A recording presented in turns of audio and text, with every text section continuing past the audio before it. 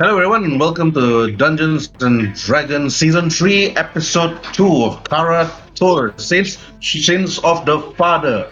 And we're going to be starting our sessions today with the four players in our session, which is Aizen controlling Durotan, and then after Zyrus controlling Rhin'zey and other characters, probably not Tenter, and then Rai with Koi and Kyogin, and then Orth, the Dragonborn. Okay, from the last episode of the adventurous Orth was the first to actually stop. And then to actually then he met with the other characters and the other players characters throughout the game session. But during that adventure itself, Rhin'zey got a visit from an old friend, which is Varus, waiting for the arrival of Durotan. While Durotan was actually traveling back from his mountain village towards Restum. This was the time that the other heroes was just making their way up from the south, while the others is coming up from the north, going towards the south, and from the west heading towards the east, to where Restum is. And now, heading straight to a certain particular scene, this will go straight to Rai. Okay. Rai will be making two new characters for this session. Can you please introduce to us the two new characters that you will be using for the whole campaign? First off, we have Cleogin, the half-elven, mostly Genasi swordsman.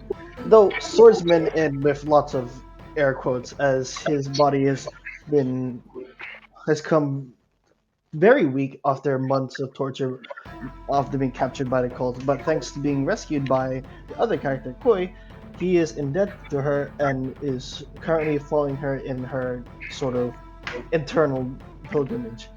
Meanwhile, Koi is a hunter of sorts. She herself was part of a order called the Oceanus Order, an order of hunters that hunts down great creatures and beasts that arise from the ocean depths and the elemental planes of water. However, currently, after being captured and tested by the cult and thankfully escaping, she is on the run from not only the cult but also possibly her fellow hunters out of fear of them discovering what she has become after the experiments. Okay, thank you for that introduction, but now we're gonna go straight to your scene. All right. Okay, Krogan, you return back from the village of Cinnamhead, heading towards the north, where your village was destroyed previously 30 years ago by the great blue dragon worm Aab'Shagua. You were followed by Kyo to this old village. There was nothing that you could do during that time. You were still young. You were inexperienced. You were actually unable to actually fight off that dragon. You tried to save as many people as you can 30 years ago. But you told the people of Cinnamhead that you were actually traveling back to where your village was, to where your village is, followed by Kyo. And then when you head over from the old tree and the old ruins itself, you can see the tombstones of all the people that you helped bury during that time, your own family members. But that was not the only problems and the only issues you were facing that time.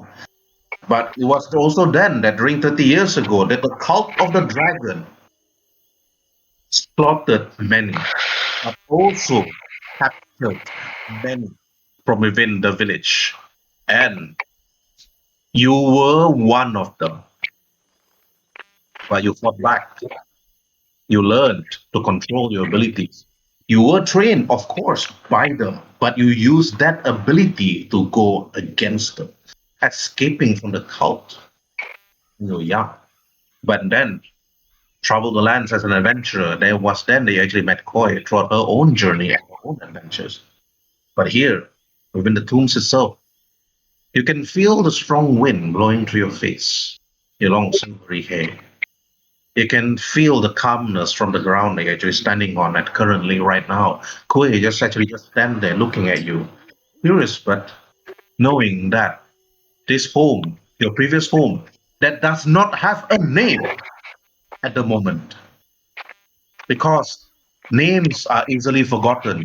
You were just young that time, Krogan. Where was that?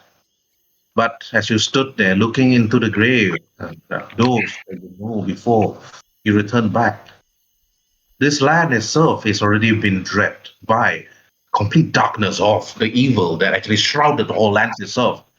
Creatures of all manner, darkness from within.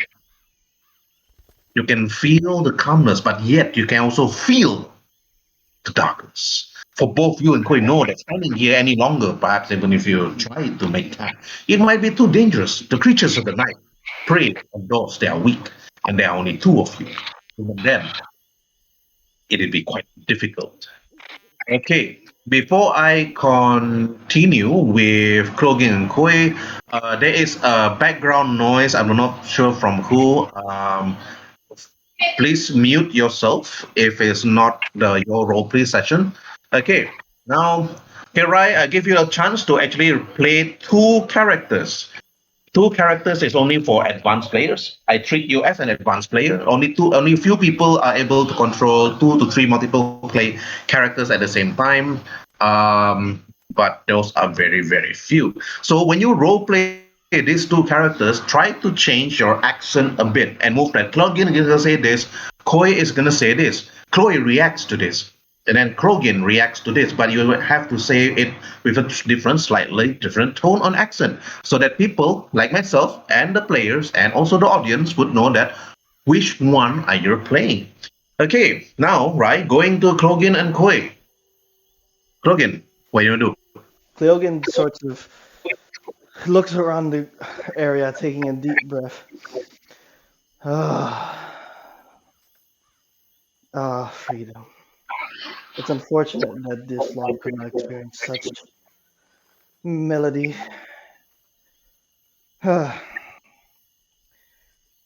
Shame. Names are not for ruined villages. Such things are not. Th- Such old ruins don't deserve such treasures. What would you say, Koi?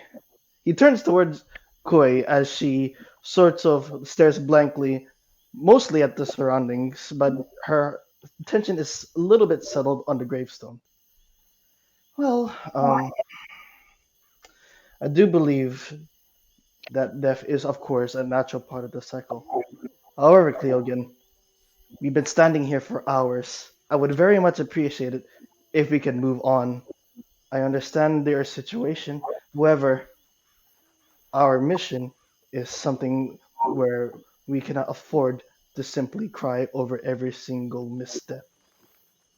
Cleogan's eyebrow kind of twitches a bit at this, and he sort of turns around, hands both on his hips, and chuckles to himself. Ever the stoic one, my companion. But maybe a couple more hours like this. Come on, take in the inland breeze. I hear your hunts are mostly near the ocean source. I'm sure that salty air might sort of make you sick if you remain too long. Breathe in the air, as they say. And he sort of continues to stand there in the center, simply taking in the environment. Koi, however, is very annoyed. She sorts of pinches her nose, like the area between her nose, a bit in annoyance. Oh, God. Very well. While you choose to remain here, I will ensure that no beasts will hopefully discover us. As she says that, she sort of steps away a bit, looking onto the surroundings. Despite of what she said, she simply, surprisingly, takes into Cleogan's advice, closing her eyes and taking a deep breath. It is quite nice, if I do say so myself. And yeah, Okay, Krogan. You listen to Koi, making sure that you're not going to waste any of your time. You have always been one of those elves that feel that you need to finish what you need to finish. But you see the tomb, you see the stone on the walls itself, the dead they are buried, the dead that you never actually got a chance to actually save. But the moment that actually mentioned to you not to stay any longer, both of you felt as if there's something wrong within the air itself. The fog from within this land, you can feel the trees, the leaves start to actually move as the wind started to actually blow. And at first, you heard the birds chirping when you arrived to pay your respects to the dead of this old village of yours. But the moment after that, they all stood quietly.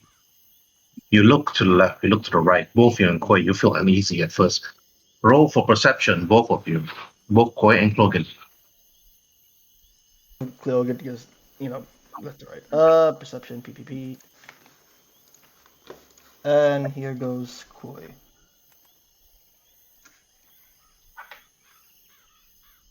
Okay. Both of you actually sense at, at first, it doesn't feel as if the ground was actually shaking. But you do feel and see that the trees further towards the north and the northeast, seems to be making some sort of uneasy noise.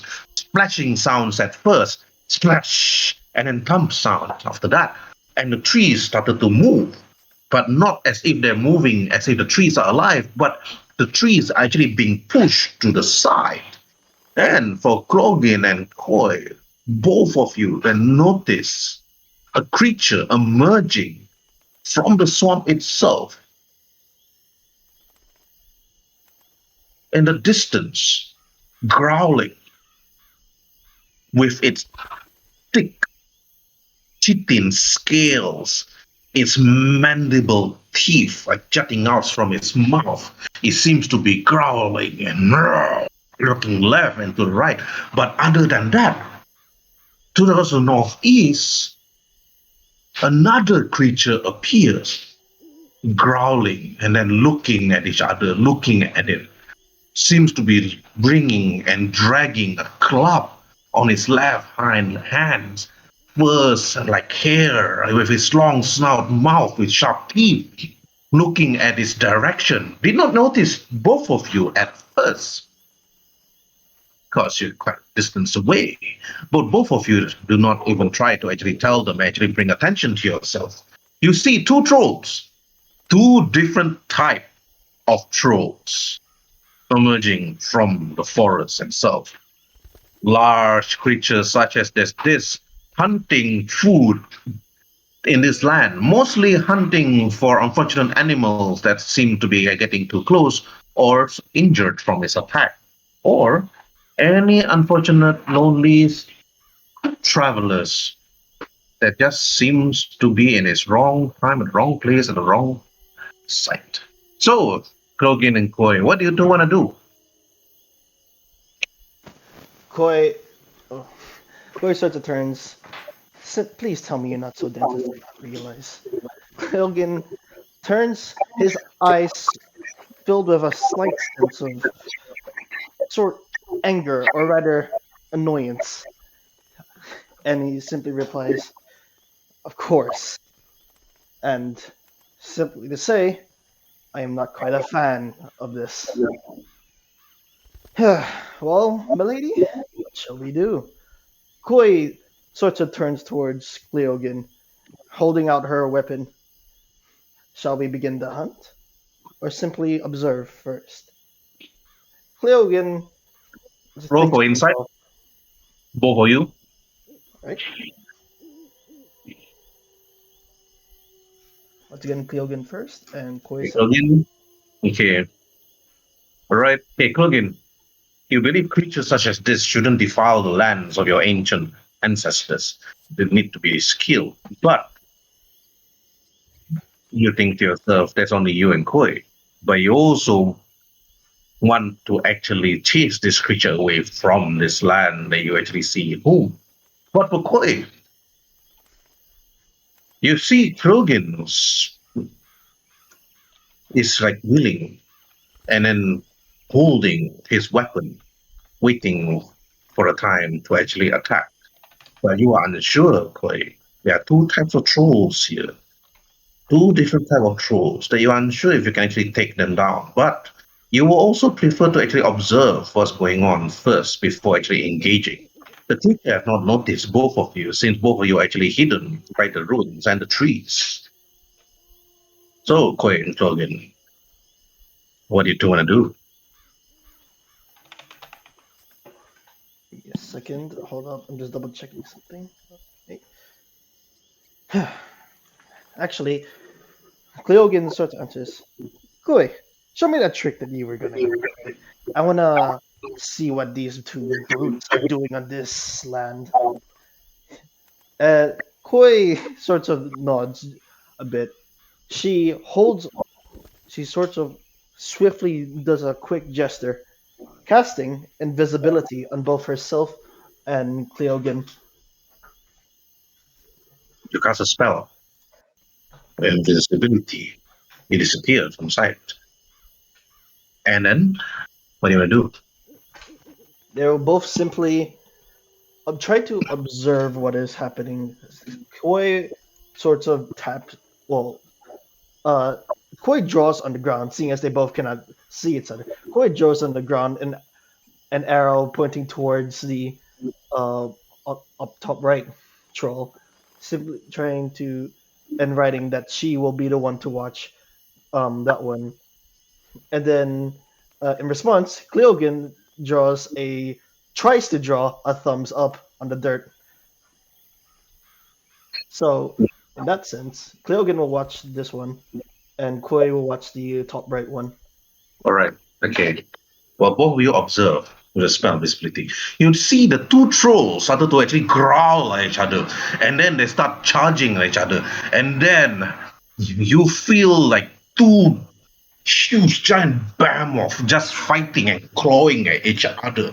Like one claws to the face, like clawing to the stomach, and then the other one on the right cheating, like ripping off the cheating armor from the other troll, and the other troll just bit the neck of the other right troll. Both left and right trolls fighting and then killing each other. Okay, I don't want to roll for their hits and so on because it will take a long time.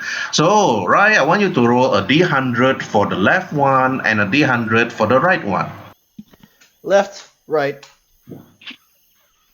Ooh, okay, it seems that the left cheating after a long few minute fight, the one on the left jumps and clawed at the neck of the troll, ripping its head off, and then used its mandible mouth, chewing on the head while ripping both of his left and right arm, and then beating up this troll with its hands. There's not nobody's inside. And then, after that, the troll fell. And then you can see the one standing on top looking at it. It growls and it howls loud.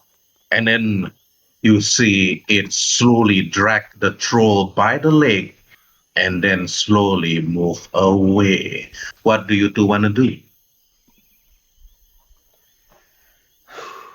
Right. They again once again writing messages on the dirt to each other as they certainly can't reveal themselves visibility yet. Cleogan tries to write to Koi like, a sort of question mark and what do in the dirt. And then Koi responds or writing in the dirt, stay. And that's just and Cleogan once again responds by writing trying to draw two thumbs up in the dirt. And they will both simply remain and watch. Then you to stay. Krogan actually wanted to feel like Krogan, you feel as if you want to charge at the creature. even though it's slightly injured. But due to its chitin armor, this is the reason perhaps it survived. However, unfortunately for the other troll, the slightly ugly one, it is now going to be food. That's what Koi actually found out. But as the creature slowly walks away, further away from you, this is just part of the food chain. You all know that. But it's just lucky that there are no other travelers or merchants using this path to head towards Sinbad. This is one of the paths that many travelers actually avoid, since that this ruin itself was part of an ancient attack by the Cauldron dragons, and one of the village that was actually burned down by Aab'Shagua when it was on its way flying towards Shizuo and destroyed it completely. But after waiting during a short 1 minute, the two trolls vanish, leaving the two of you alone. But it is almost nighttime. To stay here any longer would invite other uninvited guests, like the rafts, or worse. So, what do you two want to do?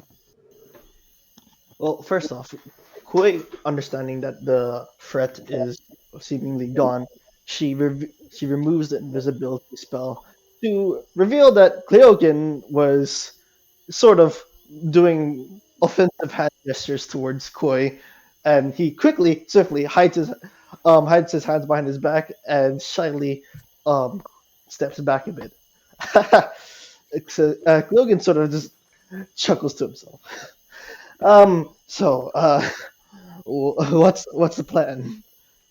Koi, a bit annoyed, sort gives a deep sigh and says, "Must find shelter. At the very least, somewhere Koi, that will be safe." when Krogan actually asks, what now? You do remember that you do have to actually travel to the Arakokra village and then bring one of your old companions or one of your friends, your acquaintances that join you during your adventure, the Arakokra Zare, and then head over towards Restum and meet up with the Lord that you know very well, known as Varus, at one of Restum's home to one of Lord Rhin'zey's castle.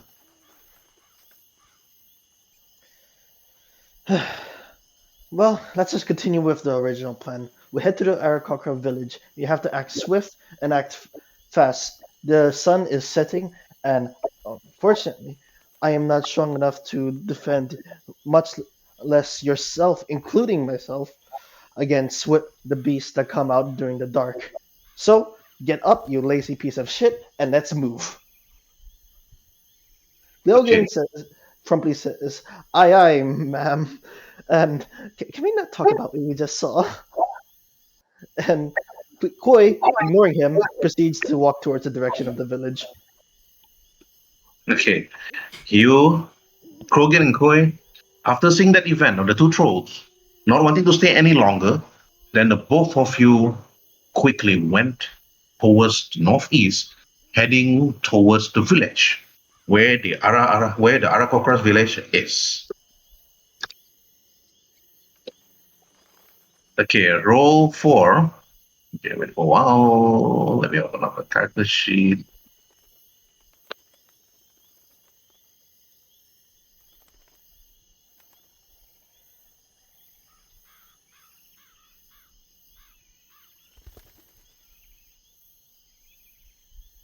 Okay, now roll for survival. One of them or both? Both of them. If you control two characters, you control both. Okay. You roll for both. Leonin and Koi. Alright, that's Koi, is it 20? Yep. Koi is gonna Okay. be the one that's gonna be rolled second most of the time. Alright. Okay. As both you and Koi are traveling up towards the land of Sinebed, meanwhile, for the others, which is Orth, Raincare, and Durotan's son, which I forgot the name. Aizen, I think you better change to your cleric because you're still going to be using the cleric or son Oh, okay. for a time. Yeah. If it's the cleric, then yeah, it's Uzil. Okay. There's both of you actually like traveling to the Arapaca village. From the ruins itself, when you actually travel the lands from the west towards the east, while Rhin'zey, Orth, and what's the name of your other character, Aizen? Which one? Because I see Adiane and Durotan. I no idea if. It's Uziel. Okay, you better change your name to Uzil. Don't put Adiane. Adiane will not be used until episode 5. Oh, okay.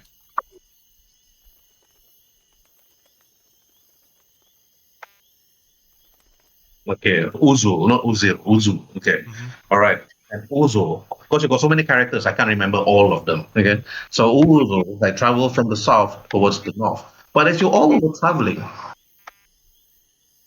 towards that section, but meanwhile, at the Daimyo Castle,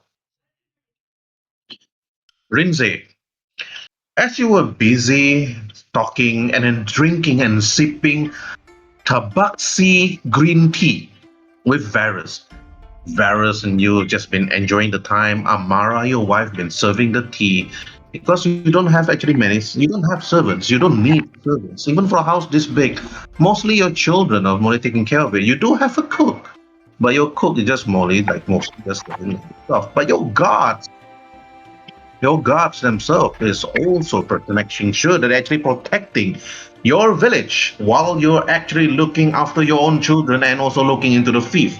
Varus looks to you, Rhin'zey, and then he said, while drinking and holding that small cup of tea, and then he said, Rhin'zey.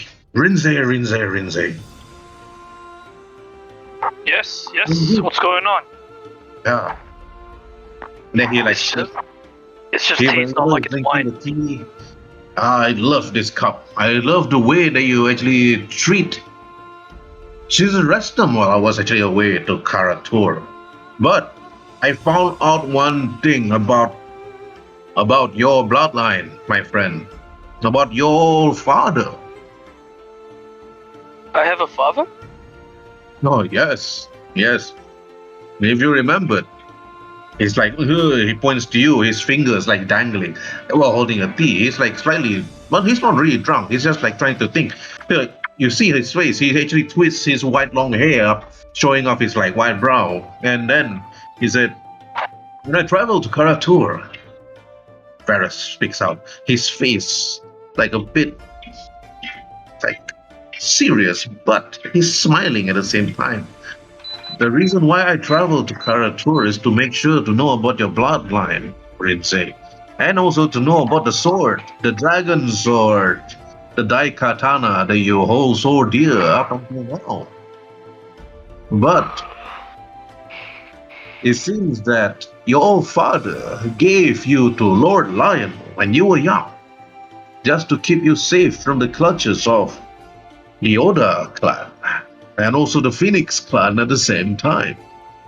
But Karatur is quite a distance from here, so I can say you're quite safe. And besides, it's been a long time, and there's no reason for you to be worried. But he speaks out. But before he could say anything, you see the guards actually like shouting and screaming from the gates, and then hitting the bell, and then said, "Sir, Lord Durotan is here." You can hear the voice echoing from the gates itself. And Rhin'zey and Varus both actually heard name Durotan like emerging. And then after that, Varus they actually got up. Come, let's greet our old friend, that old barbarian friend of ours. Oh, yes, my good friend Durotan. We shall continue whatever you were trying to talk about. But after, greet our dear friend, Durotan. Durotan, when you arrive at the carriage, your son decided to actually stay and walk around Restum village while you actually deal with business together with Varus and Rhin'zey. You let your son Orgel actually walk around town doing his normal thing. Mm-hmm. And then the moment you actually walk through that gate, you see Rhin'zey rushing towards you. He didn't walk properly, like a proper lord should be. He ran towards you as fast as he can. And then, do you two do the Terminator bro thing like Rhin'zey? Okay, Rhin'zey and Durotan, up to you, roleplay. I don't think we've even done anything like that. We just look at each other and No, it's okay. Like, basically, he sees you coming and he tries to give you, like, a bear hug to lift you up, and he's like, oh, my back. No, no, I hold out my hand, my claws are out, like I don't know what that is called when it's like, you know, I show my claws and like, you do not handle a lord as if I'm just a kiddie. Say what again? Wait, I know, okay.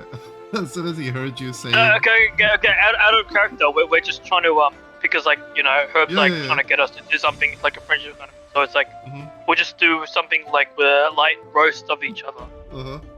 Anyway, keep going, as a form of banter. Yeah. So it's like, no, you do not put your hands on a lord as if it's just a kiddie. How dare you? Oh. Excuse me. Don't worry, Rhin'zey, I brought you a small, fur ball. And he picks up like a yarn ball from his pocket and a small one. There you go. Where are you putting it? Are you just handing it over? Are you putting it on the floor? Yeah, I put it actually on the floor, like let it just bounce around in front of your sight. I just want to see how long the urge for you to not to play with a yarn ball, you know, can it overwhelm you or can you resist? Damn, do I have to roll Constitution or something here? I think it's a wisdom save for you not to resist the urge to play with a yarn ball. Oh, okay. It's a wisdom save. Sure. It's the urge, the feline within you. Yeah. Nope. You're strong. You have an iron will not to play with it, even though it looks pretty. But you resisted it like a man. It's like, who do you think I am? How dare you look down and you bring this yarn of wool? What do you take me for? Guards? And then they walk just one square forward, like, because I'm trying to really scare him a little bit, but not really, because if you roll inside on me, you know that I'm joking. Yeah. I think that's a Yeah. No, it's okay. Yeah. I basically, I'm like, what do I think you're for? An oversized trained house cat. That's what you are. You're not a lord. You're a trained house cat. When did the last time you left your own home? Oh, bash someone's skulls, honey. bashing skulls. Bashing skulls. Rhin'zey, the moment Durotan dropped that ball of yarn, and then you resisted it, the guard at the front gate, two of your guards at the front gate, they actually peek inside and they look at the ball of yarn and then look at you and said, Lord Rhin'zey, if you don't want that ball of yarn, can we have it? I brought the greatest weapon to the Black Sea village, a ball of yarn. A ball of yarn, okay, it's like... Sorry, what am I paying you for again? I said to my guards. The Tabasi guard like, sorry my lord, they just bow down to you. And they tried to resist, but their eyes were actually kept on looking at that ball of yarn. But Varus then walks over and he said, we are no longer kids, Durotan, Rhin'zey. We're no longer young like we used to be. So stop with the antics. And yes, it's been a long time. And after that, Varus looks to you, Durotan, and after that, he shook your hand. How long have it been, my old friend? He speaks to you. Oh, man. Too long. My back's hurt, my hair's white, I'm cranky all the time, and don't know when I might be, either falling asleep where I'm standing, or if the weather is even hot or cold. That's how long. The youngsters. Our sons and daughters, they go around adventuring. What do? Stay home and rot. We used to be adventurous ourselves, Durotan. Come, Be right back. Just making a phone call. I just follow. let us talk. Mhm.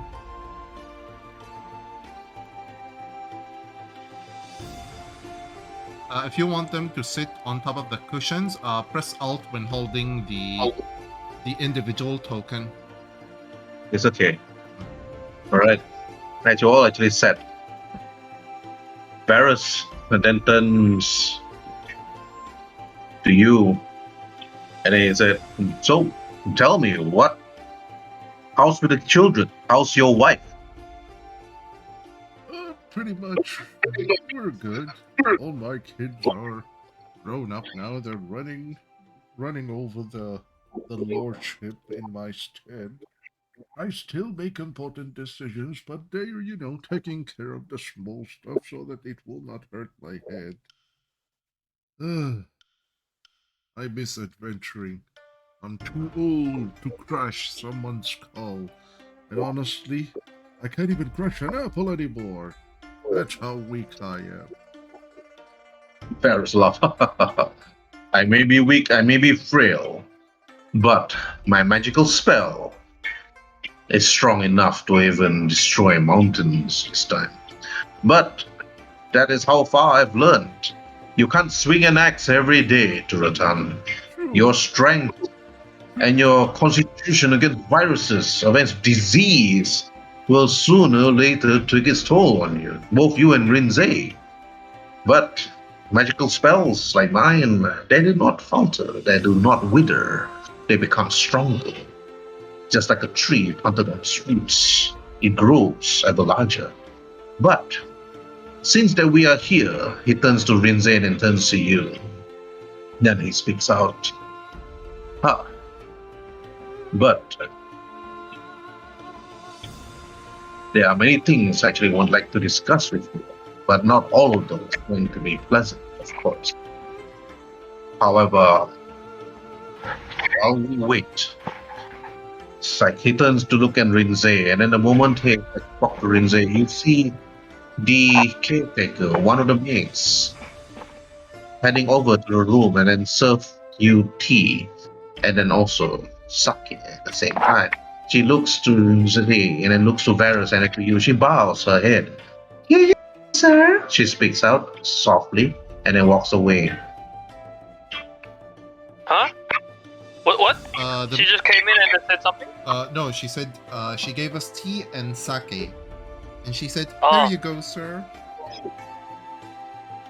Okay, well, I didn't thank her yet. I didn't like, she just walked straight out. I'm like, ah! Then she just walks out. I'm like, what? Okay. She's one of the caretakers that take care of your children, while Amara is busy, mostly. But Varus then turns to you, Rhin'zey, and it turns to you, Durotan. Then he said, well, since that the three of us is here, do you think we should pay an old friend a visit? Which friend? Yeah. No, you should know, both of you. He's been gone for quite some time. If not mistaken, Rhin'zey, you buried him 60 feet under. Oh, him. He's like, as he about to, take a sip of the tea, he's like, just puts the glass back, and he's like, I would have smashed this beautiful tea and spilled it all over your face. If it was up to me, I would have buried him 100 feet down. The betrayal can never be forgiven. But Yes. I guess we And still then- have to do what we still have to do, even on our old age. I just go. Varus then looks to both you.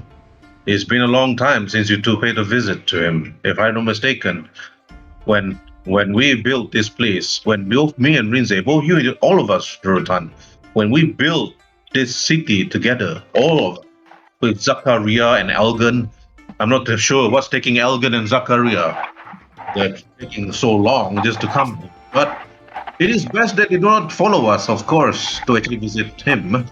However, Rhin'zey, Do you still remember where it is? You still remember that you need your key to actually open the lock in order to actually get in. Because the guards I believe that you station inside, they don't come out all the time. Living inside, making sure that he stays within. Do you still have that key, Rhin'zey? And then roll for insight, Durotan and Rhin'zey. Okay.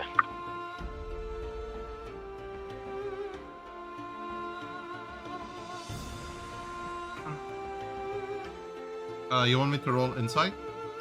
Yeah, roll for insight. I still can't believe that my first roll of the session was a nat 20. Oh! Oh! Okay, Rhin'zey, you actually forgotten what Varus is mentioning. The key, the special key that you need to unlock. You try to remember, but you're so old, you can't remember much. The only thing in your head was your children. Your children making noise and sounds. You can actually hear them fighting from the dojo because of your keen Leonin is hearing. But the sound they make is just so annoying that when Durotan then looks to you and said, Durotan, you remember what key it is? It is a Dai Katana. The Dai Katana is the only key that he needs to actually unlock the door that goes into the dungeon where you locked Tyrson for over 30 years. Durotan takes a sip of the tea and he's like, poke Rhin'zey with his walking cane, and he's like, It's your Daikatana, genius. Man, man, I'm almost 60 years old and I still even remember this. And you're supposed to be younger than me. Ugh. I was never good with memory stuff. I was always good at killing. Yeah, too many bad. But I was never good with remembering things. Yeah, your own kids are treating you like a battering ram by bashing you on the head.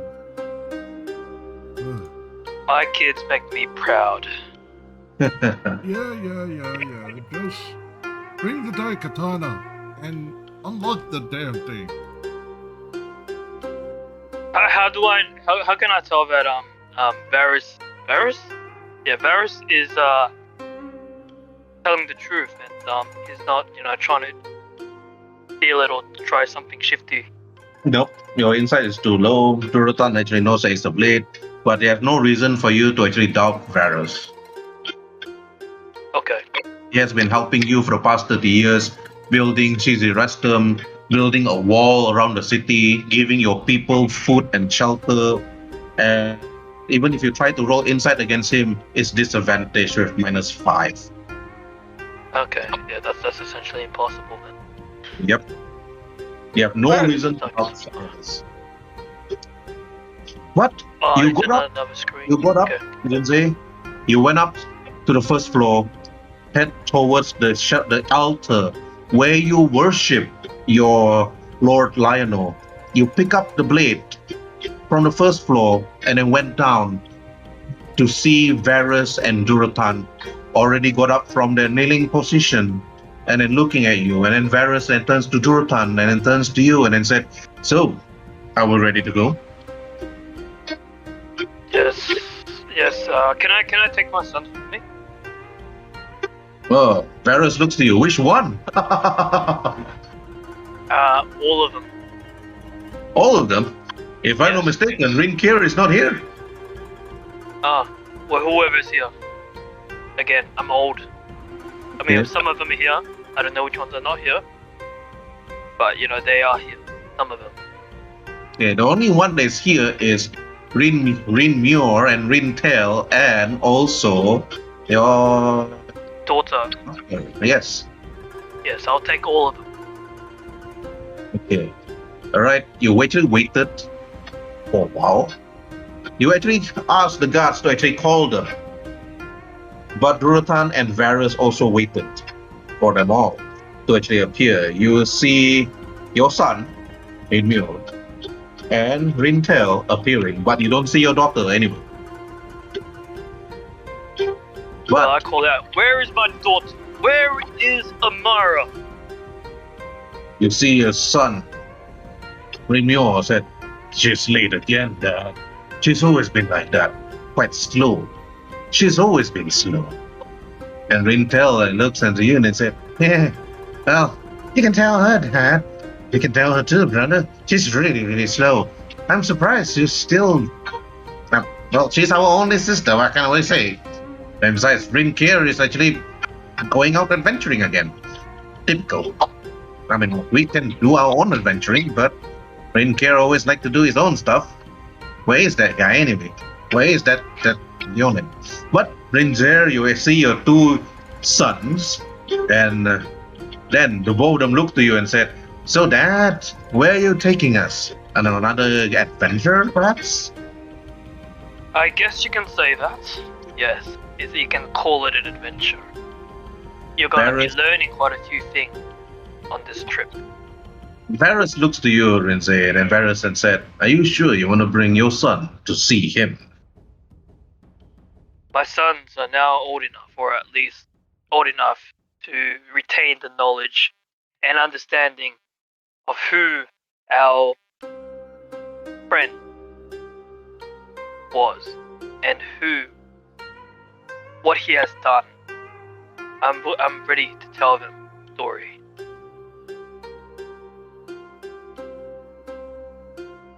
You see Nala appearing before you, and then she said, "Where are you bringing them?" she asked you. You'll learn soon enough because it's gonna be very meaningful and it might shape your future paths. It is something that you need to know of our family's history and legacy, of how we came to be here. And there's a lot of things that I have not yet taught you, but this is the first segment of the story, and you are all old enough to know. You see her daughter, Mara, actually came down, and then the two brothers, they look at her, and there she is. "Pretty slow you are, sister." And Mara then turns to her and was like, "Shut your mouth," he said. Then after that, she came over to you and said, "What is it, Dad?" My sweet, sweet daughter. In my head, she's daddy's girl.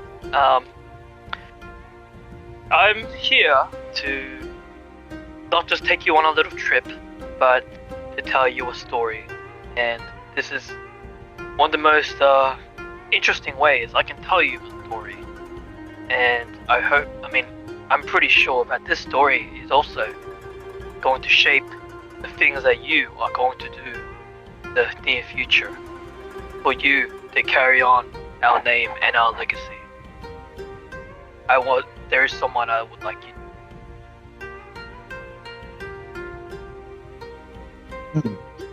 Okay, sure, she said, but aren't we supposed to be waiting for Rhin'zey? He should be arriving by today or maybe tomorrow. I will leave Rhin'zey here. Rhin'zey, you're just here. I appoint you to look after the house. Rhin'zey turns to you, Rhin'zey, and he said, Why is it always me? Why can't I follow you and Rhin'zey and Amara to where you're going? Why do I always have to wait for our brother? I mean, if he's outside, he should know his priorities. Alright, fine. If you're so annoyed, then I'll take Rhin'zey. Rhin'zey, it's your turn now. You look after the house. Rhin'zey then turns to you. What? Me? Again? I've been staying here for a long time, Dad. Give me some chance, damn it.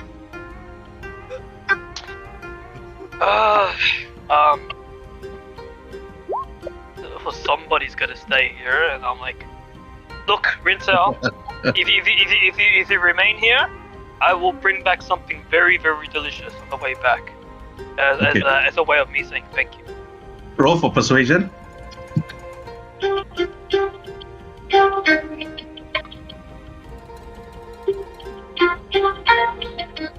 And Rhin'zey smiled. Wow, Dad, sure, I'll stay. Woohoo! Yep, The house and is you're gonna have a mine. very full stomach, I assure you. And then after that, Rhin'zey turns to Rhin'zey and Amara. Take as long as you want. Real me, Mara? I'm gonna party! Woohoo! I'm also gonna turn to my wife and say, Nala, I want you to stay here as well. I've already told you the story and pretty much know what we're doing and where we're going and who we're meeting. I just want you to look after our son and the house and the servants, and just make sure that Rhin'zey doesn't do anything stupid, like throw a house party or something. To you, Rhin'zey, and she said, asking Rhin'zey to take over the house? You must be either really brave or really stupid. So now I have to stay back and make sure that he don't do stupid. Or both, brave and stupid. It's okay. I love you, and I know I can trust you. And yeah, I just want Rhin'zey to protect you and you to just make sure he doesn't do anything stupid. You have every right. I give you permission right now to chastise him in any way you see fit, if it is fit for you to do such a thing. Then Varys enters. Then very well, Rhin'zey, if you insist on bringing Amara and Rhin'mure. But I do insist we perhaps should wait for Rhin'care. But we don't have much time because we have to wait for Elgin and Zachariah to actually arrive. And I've also sent words for others to actually appear. There are many things I need to discuss with you after they arrive. It'll be a secret or a surprise. But come, Amara, Rhin'mure, let us go. This will be a complete eye-opener for both of you. The history between your father, mine, and Durotan's, and others. Too bad Lord Cornelius. Too bad King Cornelius is not here. Amara then turns to Varys. Uncle Cornelius, he's been busy taking care of his kingdom for quite some time. He'll be surprised if he actually able to take time to come here. And Rhin'zey, you heard of King Cornelius? Yeah, he takes care of his kingdom. That's the reason why Richten and the lands, where your land and his land is prosperous until now. But you all prepared yourself for that journey to head towards the ancient tomb of Aab'Shagua. And then you all head towards the front gates and make your way towards the carriage. But as you all prepared, meanwhile, as night came for the others, for Uzul, for Rhin'care, and Orth, you all actually made camp at the forest. After that last event, after that last battle, you actually journeyed here, making sure that your journey will be fruitful one, making sure that you're all fully rested before journeying further ahead. Orth, you have known Uzul and Rhin'care for quite some time. Rhin'care, the son of Rhin'zey, the lord of Zizi's system, and Uzul, the son of Durotan, lord of Frostwolf Mountains. You don't have parents of your own. You're not too sure what actually even happened to your own parents. You don't remember much, Orth. But when you see Rhin'care, when you see Uzul, you are quite close to them, of course. But during that night, the fire is warm, the night is young. You can see fireflies flying around. The creatures here seem to be calm. Even your pet is perfectly calm. Barut seems to be lying down next to your tent, seems to be fully rested. Orth, what do you want to do? Roleplay opportunity time. What, all of us? Yeah, but starting with Orth first. Okay. Treat this like Dragon Age when you talk to the NPCs and you have all that dialogue wheel looking at you. Alright. Orth. Orth is the dragon thing mob, right? Yeah, the guy. Dragonborn. Yeah, the Dragonborn. Okay. Well, I'm gonna go try and try and connect to him. Yep. I don't think I can just touch him willy-nilly. I don't know how they work. Do they need to smell us like dogs do, or like, I don't know. How are things different with dragons? Or Dragonborns? dragon things? There's I don't not, know. there's not many Dragonborns in this land, but Orth is just an exception. He's just a unique one. But the pet dragon they have, well, it's still young. It's still a young dragon. Everybody knows that he actually found the egg, tried to protect it, and after that, when it hatched, it becomes Barut. But Barut seems to be quite friendly to people that it likes, but quite defensive against other creatures that try to attack Orth and it. Okay, Ryan, are you there? Ryan? Ryan,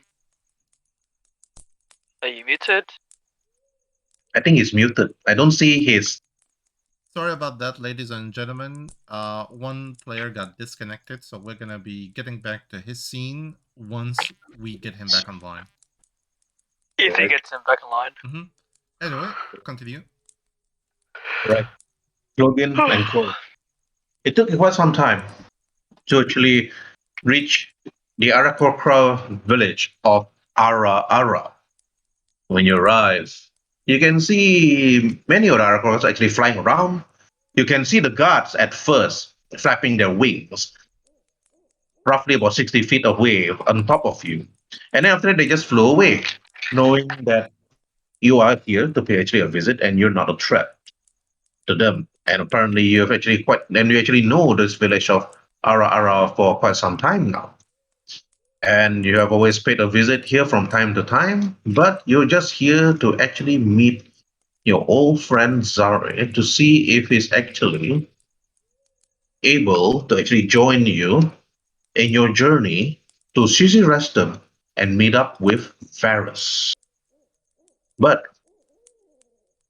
as you were actually walking, one of the guards actually flew down, and then after that landed next to you, and then said, "No, Krugin, Kui, Krugin and Kui, good speaking to you again now.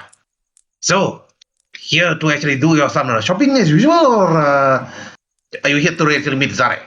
Yes. Yeah, we're here to meet Zadok right now.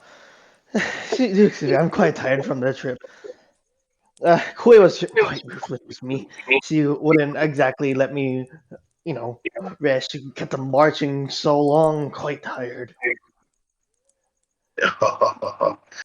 Yeah, but if you're here, good to be very well. I mean, then you should be doing some shopping at least. It'll be good. And then after you try to bring Zare, and then try to talk to him again. All right?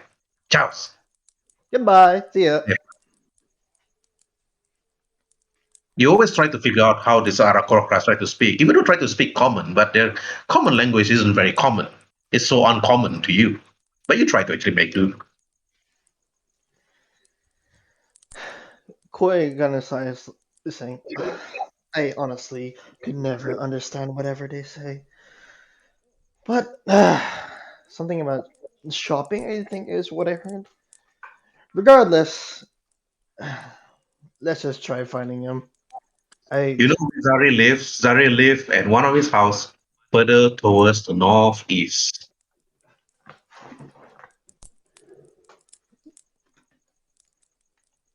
As you walk actually further up, you notice that one particular Arakokra stop you in your track as you actually try to move closer. And then he turns to you and then said, "Hey, I don't see much of your kind here, hey." And after that, he suddenly flips a bird. I mean, sorry, he flips his clock. And after that, then looks at you. Care for some Tai Burong. This is good shit, yo. When you look at it, it's actually some sort of chemical compound that actually makes you slightly high. It does actually make you see weapons being swung towards you, like as if they're moving in slow motion. In theory, this actually increases your armor class, but in the end, you you will have complete disadvantage in your attack rolls. You can evade attacks, but when you try to attack, it's the same. Cleogan looks interested. Sort of walks forward, his hand, his hand holding his chin, while Koi simply stands back, watching Cleogan with a little bit of disgust and disappointment as Cleogan goes towards the shifty Arakokra, saying, "Good friend, how much?" Ah, for this, ah, And after it smells a small a small potion capsule that points to you. This should be about 60 gold pieces. 60, my friend. Come on, come. How about a little bit cheaper? Come on, we're new. How to say customers? Getting a good favor might encourage us to perhaps come again for another purchase. Roll for persuasion. All right. God damn it. And then you see this Aracrocra. And Inventor is actually holding a staff. He has wings behind his back. But he has this beak which seems to show that it looks like more like a duck than the beak that most Aracrocras actually have. And he points to you. This is good shit. 60 gold pieces for this. I got many more where it come from. And that's final. Getting this is hard. Getting it made even harder.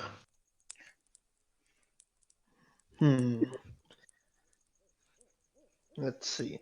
Let me think about it. Well, he sort of like pats down his on his pockets and such. Ah, fortunately, I don't have such gold on me. Such a shame. It's okay. Many adventurers that come and go. Either they don't have the coins, or they end up buying something else. But if you have the time, I will always be under that tree. Right, neato. I'll take good note of that. He says that as he flips out a little notebook and scrolls it down, clapping it together and shoving it firmly into his pocket. And the little pencil he used to write simply just similarly shoved in his pocket. Well, good friend. Let's hope I get enough for the good shit, eh?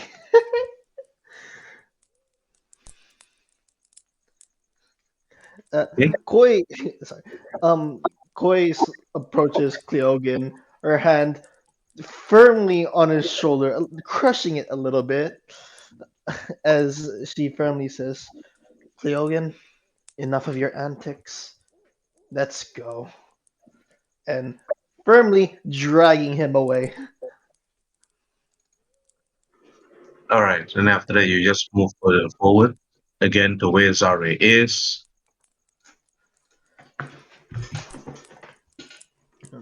Uh,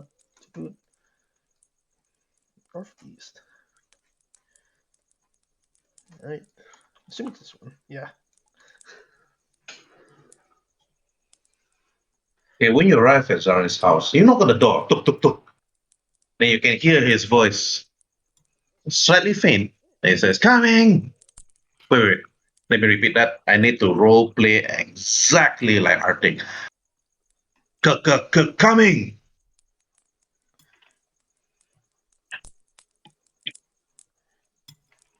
You see Zari opens the door, and after that greeted both of you.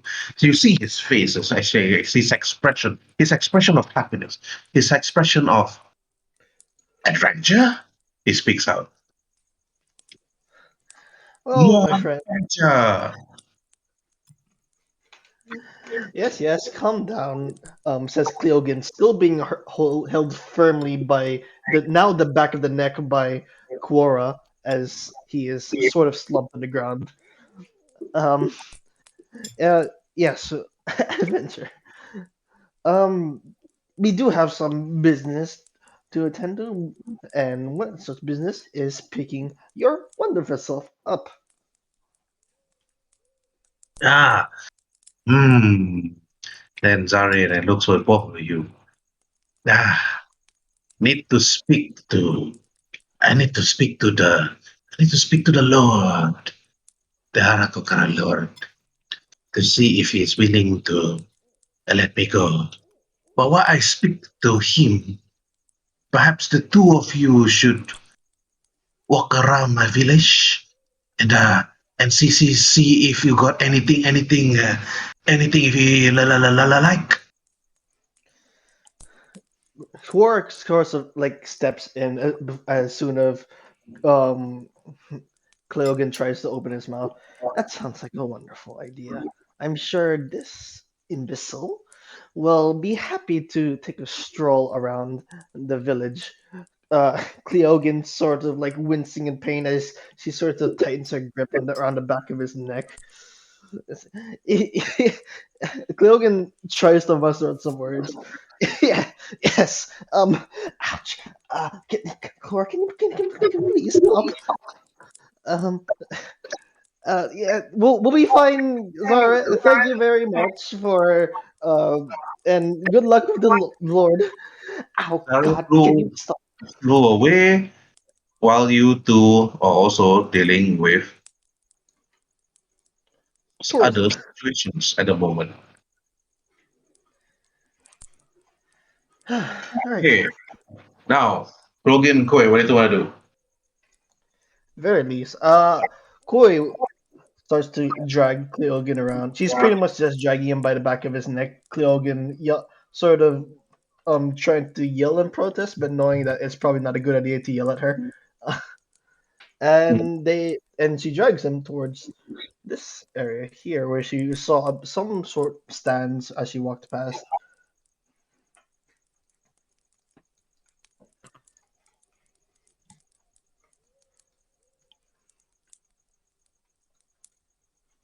You see where I'm moving? DM. What? You see where he moved? He moved near the stalls. I know, but I need to see where is he moving? He's still standing in Oh yeah, between. I don't see him moving towards the stalls. yeah, here. Okay. We move through the stalls to one of the small marketplace of this Oracle Crowd village.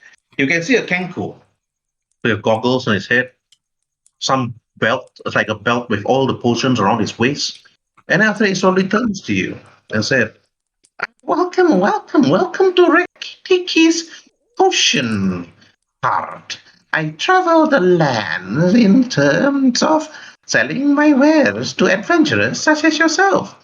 Mostly from time to time, I do bump into adventurers that is actually having trouble when they're actually fighting, but I try to avoid such confrontation when they're busy fighting brigands or monsters of the lands. But here, I tend to actually stay as long as I could until, of course, I have no more things to sell. So, see anything you like?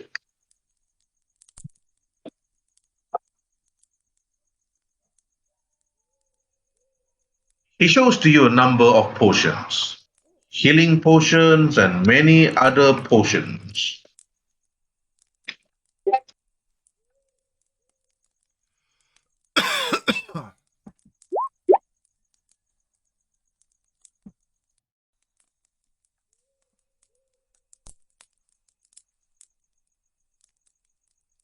Right. Right, I've got been muted disconnected. this whole time. Okay. Oh my gosh, dude, that happens so often. Koi sort of like leans over to the stand, um still firmly gripping Cleogan's neck. Yes, do ignore this imbecile, but I recognize the healing potions, which I always also like to know the price of.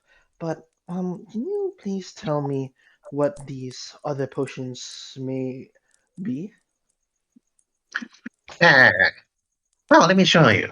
If you feel injured, you got some cuts, losing some limbs, almost losing a finger. I have your potions of healing here, and a potion of greater healing, of course. But if you feel like you can't fly, just like the people here, you can climb. I do have a potion of climbing, and I also have a potion of flying. Of course, the duration isn't so long, so be careful if you feel slightly weak. Otherwise, you're gonna fall all the way down and hit your head hard. But of course, I have other potions. The uncommon ones, of course. I got this one. A blood of the lycanthrope antidote. But of course, only if you're bitten by a lycanthrope. Otherwise, This potion is basically useless. Of course, this one is special. I do not know why Esmeralda told me what it stands for, but this is the potion of advantage. It gives you advantage in everything you do. From using your skills to rolling to hit. Wait, I'm talking. Wait, I'm drunk. I'm talking as a fourth person now. Broke the fourth wall for a moment. Yes. Or are you looking for the rare potions? You see the Kenku holding up his goggle, readjusting it. And then after that, holding his beak, like making sure it's slightly sharp. And then he says, a potion of giant strength, giving you the power of a giant, able to lift boulders. But of course, only if you have the money, he looks to you. Or if you feel a little bit of heroic, the potion of heroism. Or if you want to take control of a creature's mind, the potion of mind control is good. Or if you want to read the minds of people, the potion of mind reading. But of course, all these are quite expensive for the rare ones. Esmeralda, I mean, people like myself, I have to look for adventurers such as you. With the money, of course. Otherwise, you can always look for the cheaper options. Now, might I ask how much would the healing potion and the greater healing would be? Ah, well, the potion of healing, mostly. If it's just a simple healing potion, he holds up a very small a small vial right in front of you and says, "This one costs 60 gold pieces, of course." Well, the greater healing, well, he holds up a slightly bigger vial, rounded, like oval shape, and says, a greater healing potion such as this will cost you about 150 gold piece. Give or take. It does heal you when you're being smashed by a troll with a lock, or when a very aggressive drake started to actually start to horn at you, or if you started to fight a dragon. Now some dragons are very aggressive. Ever since the death of Aab'Shagua, some dragons have gone complete cool. He looks to you, holding his goggles again. My, a potion of healing is 60 gold. Out of character. Is that like marked up like quite so, or is that just standard market price? Ah, every price is different from different region. You think that every book that you read is the same price? Here I go. Fourth wall again. No, it's not a markup price. This is my price. Your price, huh? If you want to go for a cheaper option, go to a city. Understandable. I'll take my business elsewhere. Actually, before that, how much is the potion of flying? Ah, you want to have wings like Akarakokra, eh? Somewhat. Having Look at a I'm a Kenku. Kenku can't fly, but I stay grounded like you. was But quite wondering, can cool like yourself got a potion such as this when you wouldn't need such a thing? But besides that, how much? I don't need such potion when my cat itself can fly. Right now, do tell me how much is the flying potion for purchase? Aha. So you want to fly? Hmm. For this potion, it will cost you 200 gold pieces, of course. That's my best price I can give. Quite tricky indeed. Fortunately, looking at our current funds, we can't exactly afford such a thing. But I'm not too sure how long's the duration, eh? It could be different than a spell. Or it could be longer. But then again, I was sold this potion for a very cheap price, so I believe the duration is quite short. Hmm. how about this? She holds up Cleogan with one arm. He is roughly a little bit semi-conscious, a little bit unconscious, as he's been practically been strangled as he's been dragged away. And Koi says, this fool here is quite adept at analyzing arcane items. If we might be able to identify some of those wares of yours into the specific Uh, detail, would that so perhaps mark it? nobody is allowed to touch the wares. This is common standard from the Wizards Guild and the Spellcasters Guild. You are unable to actually analyze our wares unless bought, of course, because things considered sold are considered taken. So, All right, either you take it or you leave it. all right. Well, at the very least, I'll just take one healing potion. Yes. Well, if you have any complaints in regards to the rules, bring it up with King Cornelius. He was the one that came up with the idea for the Adventurers Guild and the Wizards Guild. Or I already call it the Spellcasters Guild. Of course, Miss Esmeralda is the head of that guild. She actually put up the rules and the law that nobody should actually look into the wares and analyze it to see if it's actually magical or even potently strong. I understand the general idea of what the rulers were in place for, but that does give way for scammers and such. Quite a shame that such law is in place. However, I can't exactly do much of it as a simple hunter as myself. Well, I bid you adieu. Yes. And after that, he bows, makes sure he holds his goggles down, and then after that, you look around, unsure what to do.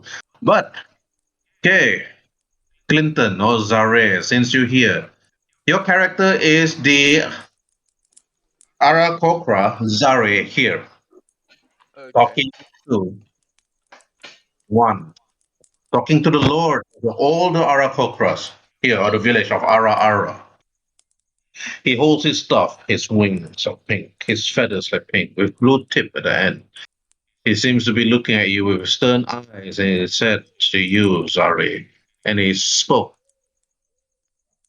So, you want to travel again out with your unfettered friends on another adventure of yours, of course. And then you can see to your right, to your left, the Tabaxi advisor. A Tabaxi advisor to the Arakokras, a cat advising a bird. And this Tabaxi was put here by Lord Rhin'zey to make sure that the Arakokras are well managed. They do not go against the lands and its people, and also they are well protected by Varus and Rhin'zey. The Tabaxi then turns to you, the Tabaxi with his sharp ears, his nice brown coat, holding a scroll in his left hand, he turns to you and he said, So, Zare, I see they actually want to travel, but of course, you must remember that for every magical items or gold that you find throughout your adventuring with your party, as per stated under the Adventurers Guild, he opens up his scroll and he looks to you, Zare, and he said, under the clause under the Adventurers Guild, for every item that adventurers found, 10% goes to the kingdom, the lords, and the guild that's up. We do not mind that you go adventuring again as usual, sorry, but you must tell your friends the clause, of course. Then the Lord looks to you, sorry. Again, his eyes turn and says, Yes, yes, yes. The clause of the Adventurers Guild. I fully understand that. He turns his face towards the Boxy and he turns to you, Zari. Do you understand what is needed? Okay, Zari, what do you want to do? Am I uh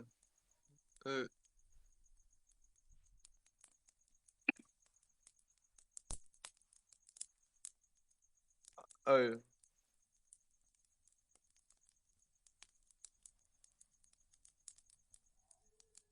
oh this is Sorry? out uh this is out of game though, but I'm pretty Zar sure Keely? What are you doing? this is out of the game though, but I'm pretty sure I understand. It's kind of hard to understand because you were kind of talking too fast.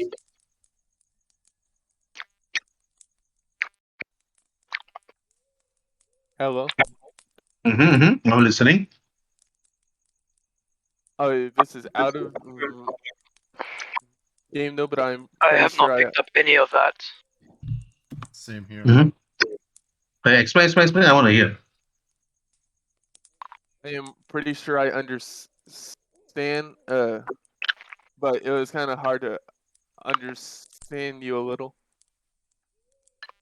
It's okay. All right. Okay. Do you know where your character is right now?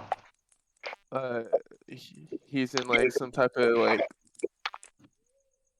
temple room of the eight Kokras. Okay. The Tabaxi is telling you that you're going on an adventure with your friends. Your friends are just here shopping. Actually, they are here. Currently, your companions is here to ask you to join them again on another adventure to go to Shizi Rustum, where Lord Varus and Lord Rhin'zey is actually waiting for you right now. You can skip the whole role play, go straight to your companions waiting for you downstairs, and tell them, let's go. Of course, it's going to be very difficult to award you role playing EXP because I give role play EXP. I can still give, but every time you talk, it's still 5 EXP, so it's still no problem. But the better role play goes higher XP and so on. Okay, so Zare, what do you want to do?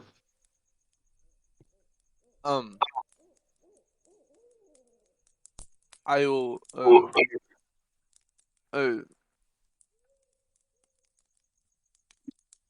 on my turn to my friend with the scroll and and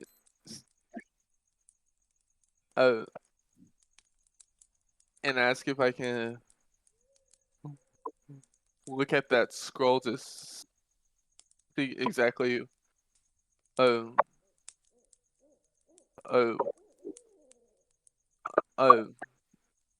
what exactly is on the scroll, so I have an idea of like what we're doing, whatever's on that scroll. Okay. The scroll indicates that adventurers such as yourself will have to give 10% of your findings to the village and the adventurers guild. That's all.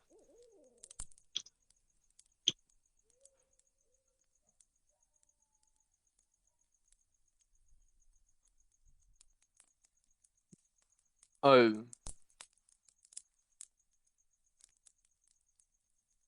uh, does this also go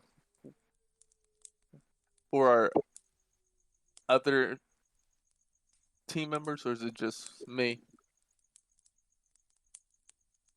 You.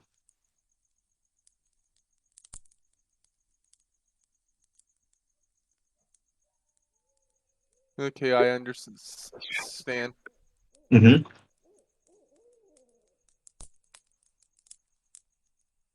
I'm gonna give 10% to help out the kingdom of the Aarakocras. Mm-hmm. Okay. After you fully understand the rules, Zare, you walk out from the throne room, and then after that, you head down to meet your fellow companions, which Okay. is Krogan. This is Krogan.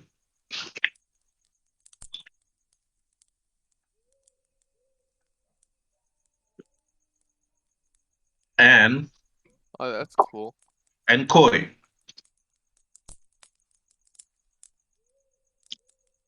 You're all companions when you're first adventuring at level 1, because now you're all level 5. Let's just all assume that you all know each other. Okay, now Krogan and Koi, Zarya have just finished doing what he was supposed to do by meeting the Lord on the Ara Cross. And after that, you notice that he flew down. No other human race that can't fly can visit this place. You need to make sure that you have wings. Then you are allowed an audience with the Arakaka Lord. The Tabaxi at the top there is a special exception because of the cloak that he's wearing. It is special. Okay, Cloggin Croy, what do you want to do? Zari is there.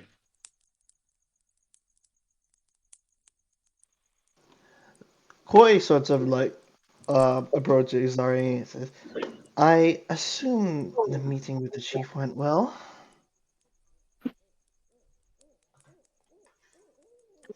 Right. Who are you talking Zari? to? Oh, Yeah. okay. Um, well, yeah, but only for me, I have to give 10% of my findings back to the kingdom of the other Kokras. Well, that seems quite understandable considering your situation. However, yeah, that seems quite fine, I guess, in some sense. Though that may become a pain, quite the issue later on. Give me a second. She holds up Cleogan, which is the other guy. She has literally been holding him by the back of his neck and um sort of like shakes him awake as Cleogan suddenly comes back to consciousness. He's like, what? Oh, hey, Zara. So I hope the meeting with the chief went well. Um, Corey, can you please not do that again? That really hurts. Um, right. Uh, well, it looks like I assume we're fine, right? Right? Uh, Koi? Koi looks down at Cleogan and simply does a slow nod. Says, "Yes, Cleogan, we're fine. We're fine to go. It seems."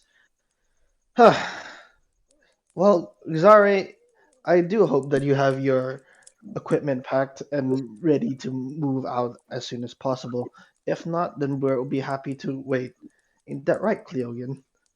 Cleogan sort of says, no, I mean, yes, fine, yes, that's fine. Uh, please hurry up. I don't want to stay here for any longer.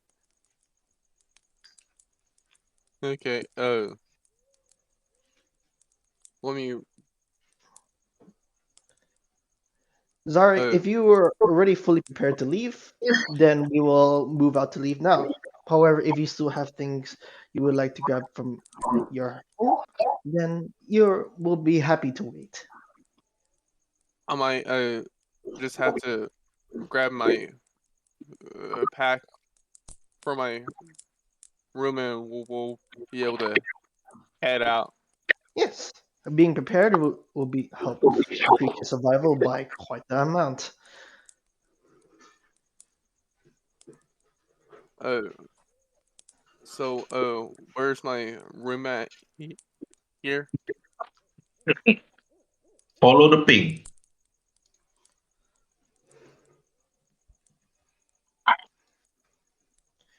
Okay,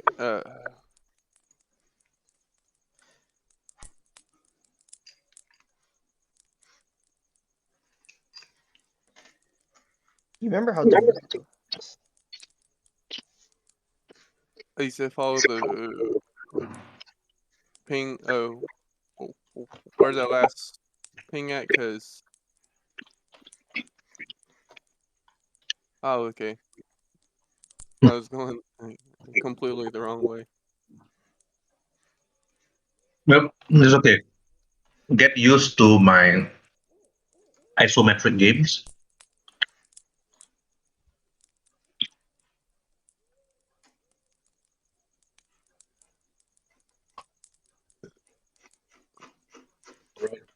Okay, sorry. When Clogan and Koi actually told you to actually prepare your belongings, you took your time.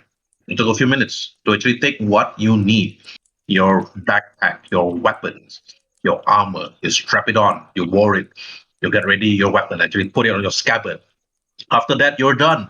The moment you're done, you head back towards Clogan and Koi and told them they are ready to journey on an adventure.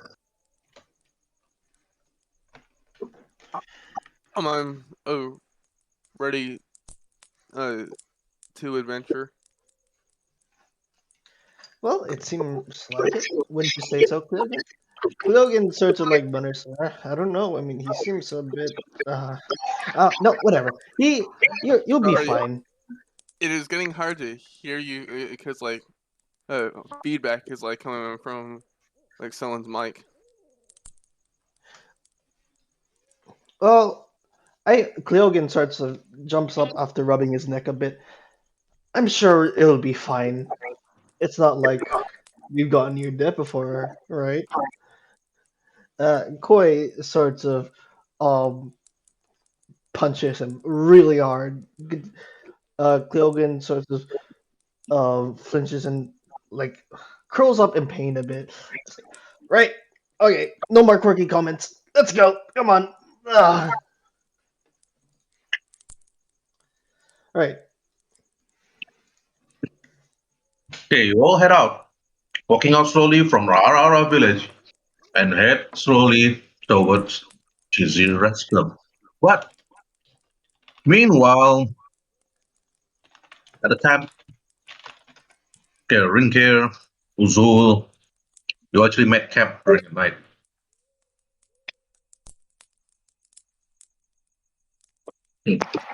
All right, now we're back. Okay. Right. Uh, But Ra- since Ryan is not here, I'm not sure what happened to him.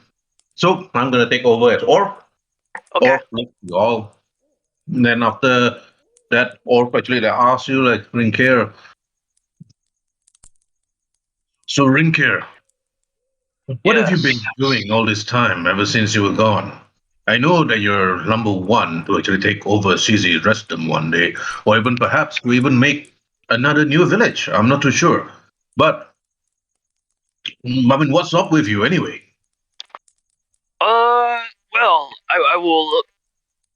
I'll give you a simple illustration. Pretty much explain everything that I've been doing. So, in the human world, if you know anything about the human world, where the humans are and what human everything, they had this broken up country. It was very very broken up, and then it got back together, and it's all a mess.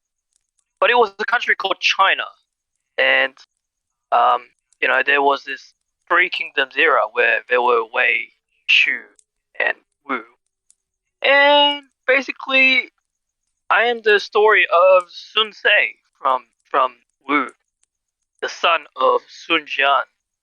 If you know anything about what the human history is about. From China, you say? That's a completely different region from what I know. Huh? Yes. I know the world geography, of course. I learned it a lot from my master teaching me how to be a ranger. But Uzul, can you tell me more about this place that he mentioned called China? I don't remember any such place exists in this world. Or is it a new region? Or is it a village? Me too. First time ever. Stop reading one of those, weird books written by those drunken goblins, man. I mean, those people, they write books about everything. How to make your own sword using wood. I mean, Ooh, this is just insanity. uh, you must lay off the drinks, Drinkare. You've been drinking too much ale. First you say China exists. What's next? Another region called Australia? All right. I'll just summarize it. So there is this man who um is struggling to make his own kingdom. And he's gotten some success. He's powerful, and he likes to be in boats, and he's really good maritime wise in the water. And yeah, he achieves his goals to a certain extent in his lifetime, and he gets married, and he gets a bunch of children.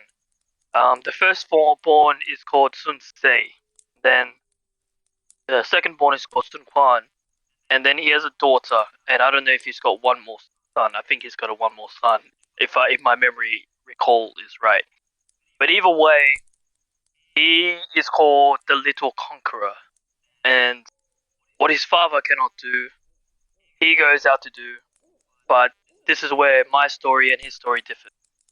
He is a little bit hot-headed. He's headstrong and doesn't really not very high in the brains department.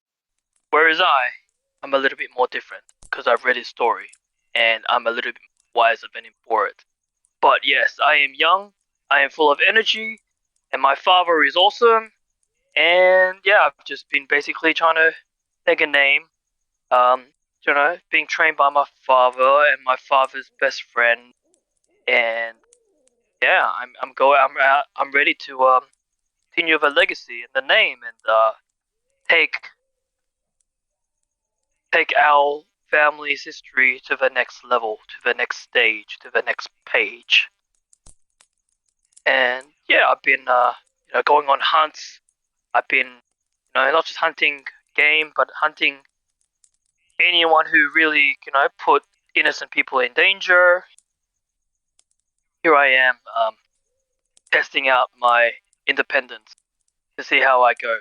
But either way, I will become a great conqueror very soon. A conqueror?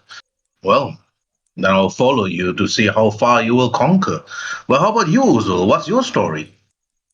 Well, from a very young age, my father wanted someone who understood what the people have, feeling. I found my true calling to be that of religion and healing because sometimes, yes, the might of the sword works, but often than none, a true word spoken in justice is as good as a sword. Plus, I just like killing undead. And I'm hoping to open my own temple so that I can help people around and also fleece some old rich pricks from their money while promise them salvation even though they deserve none. Oh, indeed, indeed. And then Orth turns to Boya and said, the story that Rinke told me reminds me of a story that my people used to tell me when I was just a young dragonborn. I believe it was a land where these people live at a place called Down Under. It's like a place where the Drows live. And I mentioned a place called Australia. Yes, I'm not too sure whether it was actually a real place, but I believe there was somebody there that told me. I believe it was a Drow. A Drow. A Drow by the name of Solat Brockman. No idea. But China. I would like to visit this place one day, Rinke. And you too. Mm-hmm. It won't be hard to find. It's just in a different realm or sub-realm where the humans mostly live. Ah, yes, yes. But we have a long day ahead of us. I believe we all should rest. The night is young. I don't sense any dangers within the forest. And besides, Barut can look after us while we slept. There you can see the drake looking at both of you, Uzul and Rinke. And after wagging its scaly tails. And then after that turns to Orf. And then Orf just pat his head. So Rinke, Ruzo, what did you do? Rinke first. Um, yeah, Zulzul, you and I have been friends for a long time, and your father has been a great teacher. I don't know what your relationship is like with your father, but at the minimum, I believe it is good. I don't know how much he has taught you, but yes, I like to conquer things. I'm, full of ambition, just like my father once was. He still is, but he's a little bit older, so I'm taking over. You wanna I conquer, don't know. please? I don't know what you don't do. I mean, if you wanna conquer this, let me ask you this question. Have you conquered any fair maidens lately? Or is it just your left hand? Oh, I've been in a couple of watering holes every now and then, and yeah, I've left my mark. You slut. And you call yourself the son of a nobleman? I write my own legacy, and I pave my own path. It doesn't have to be paved by those who've come before me, because I will be greater and I will be different. Huh. Keep telling yourself that. Sounds like you don't believe Uzol. Like you think you're some kind of noble, like you're better than I. I have full respect for you, though. But, think that you're better than others. Well, I mean, that's an understandable way to go about it, but, you do you. well, if I'm planning to conquer a land or somebody, I'll make sure everybody hears about it.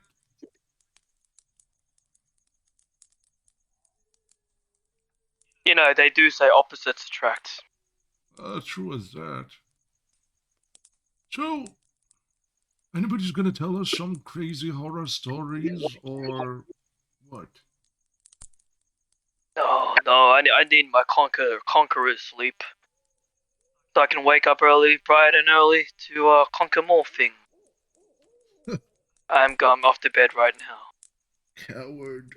Afraid to deliver a horror story? Not that I'm Yeah, afraid, no, I just feel like it's going to be boring. Because any horror story will not even come close to the things that I've accomplished.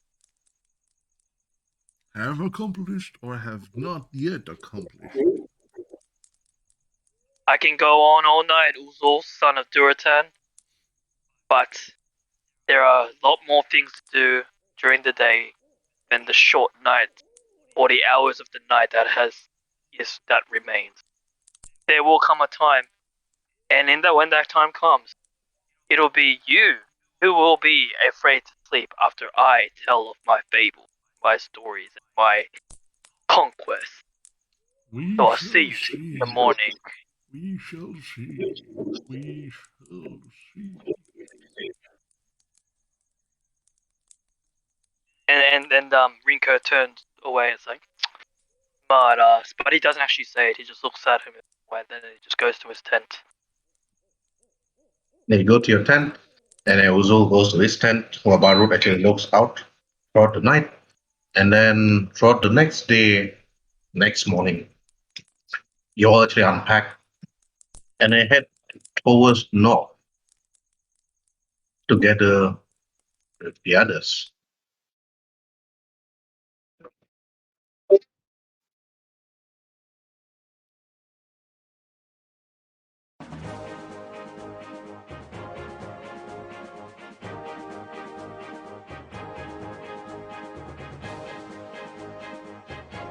Oh yeah, wrong content. The kingdom of Argon is where you are right now. You are now in between Momoroko and also Sinapur. Well, the Ara village is up towards the ancient forest near Argame itself. As you all actually are heading towards Shizi Reston. Okay. Roll for perception, everybody, and then roll for survival, everybody. Okay. Give me All of us, including Clinton and Clegg and myself.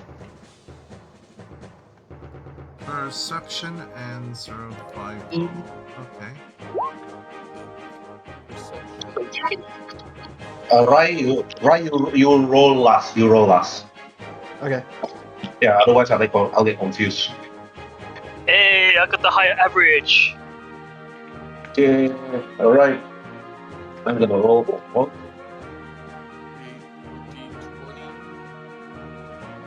plus 5, that's 21.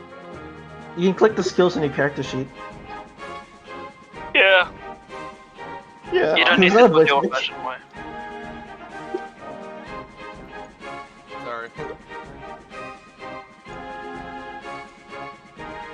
Do you know how to roll on your character sheet? Was that So what you- I had? On your skills, you know how it says acrobatics, animal handling, arcane? Just click on those words, and it rolls click on for it. you. Open up your character sheet. Don't roll like this. I might have it open. I forgot about I can like click on it. I'm sorry. So show me perception, for example. It's click perception and survival. Click on the word perception on your character page. Yep, there we go. And then now do survival, which is a little bit down. It's like Right at the of bottom. left. At the bottom. Oh, There we go. Hey, it's more or less the average that I've got. Lovely. Alright, okay, right now it's your turn. Okay. I'll do this because it's easy. Oh my Roll. gosh! Freaking right! That's Goblin.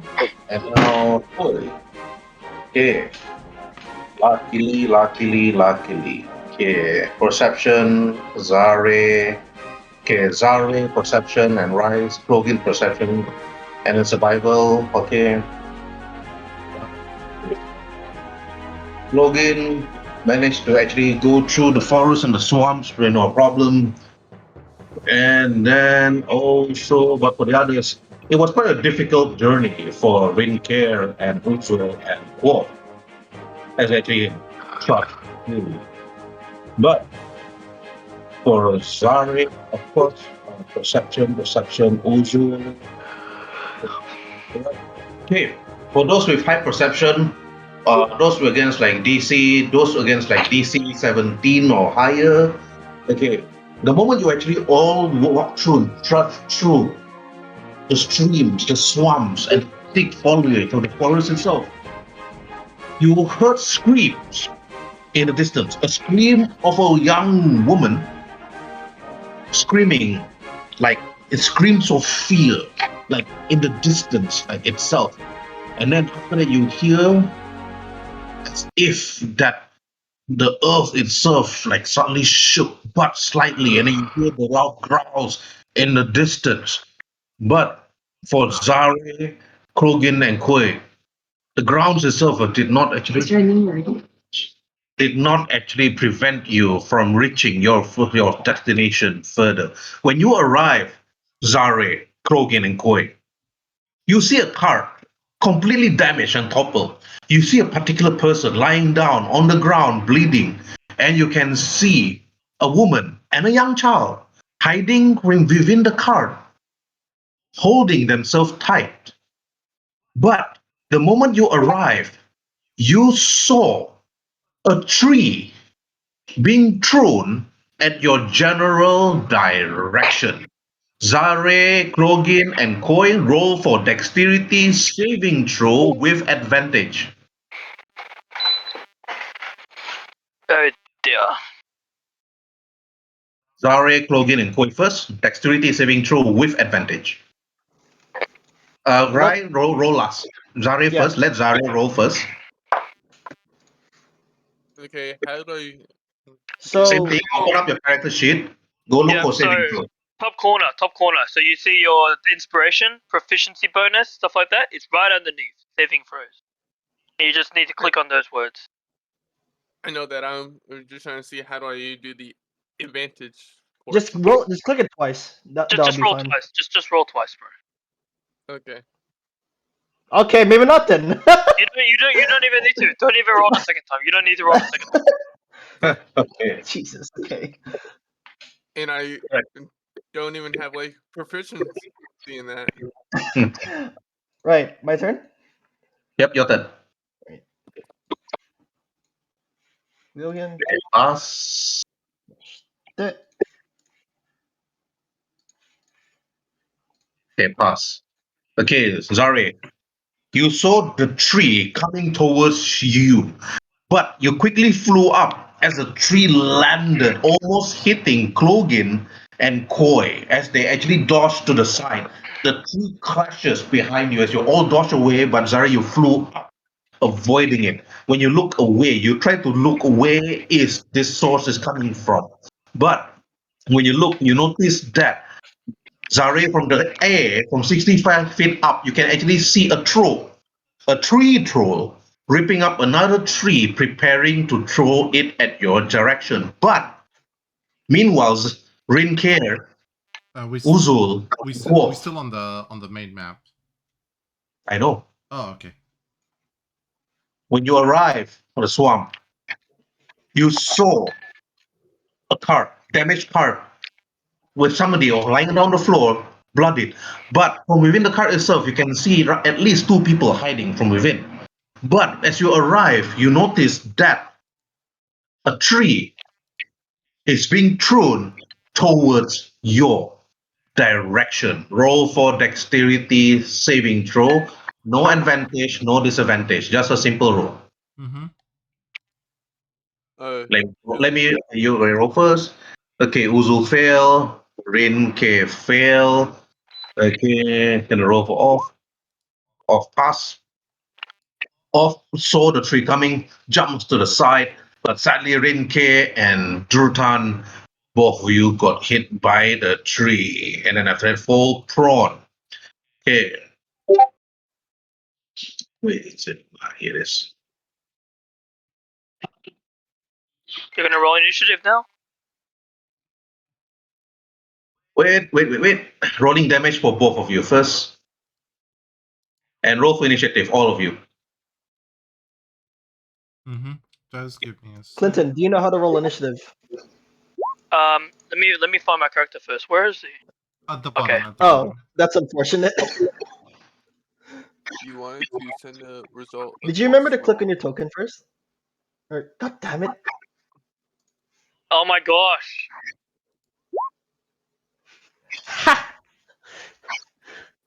Sorry, I forgot to click on it. I guess. Oh, just it's fine. Hopefully, if Herb can, he'll fix it. Set it up. Okay. Rinker and Uzul, both of you receive 8 bludgeon damage. Oh, okay. Mm-hmm. Just give me a sec. And I shall. You said 8 bludgeoning damage, is it?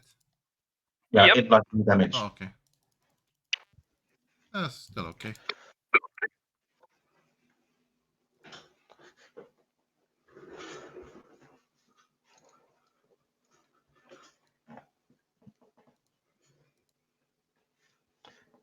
Oh, there's up there. Damn, no ruler.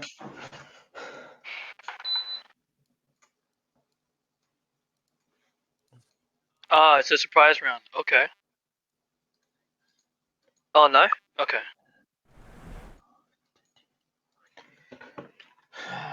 Oh, dude, there's only 3 of them. Okay.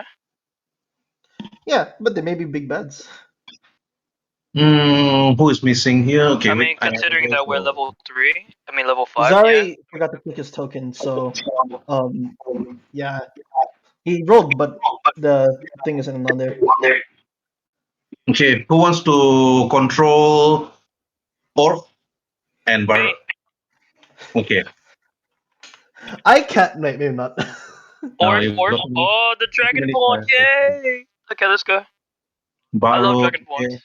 Okay, Zarus, I'll let you control Barrow and Orth. Okay. Herb, can you add Zare into the turn order? He forgot to click his token. Sorry about that. This seems still like getting I used to it, always forget about clicking on my token whenever I do it. I can't actually move It has to Barut. roll.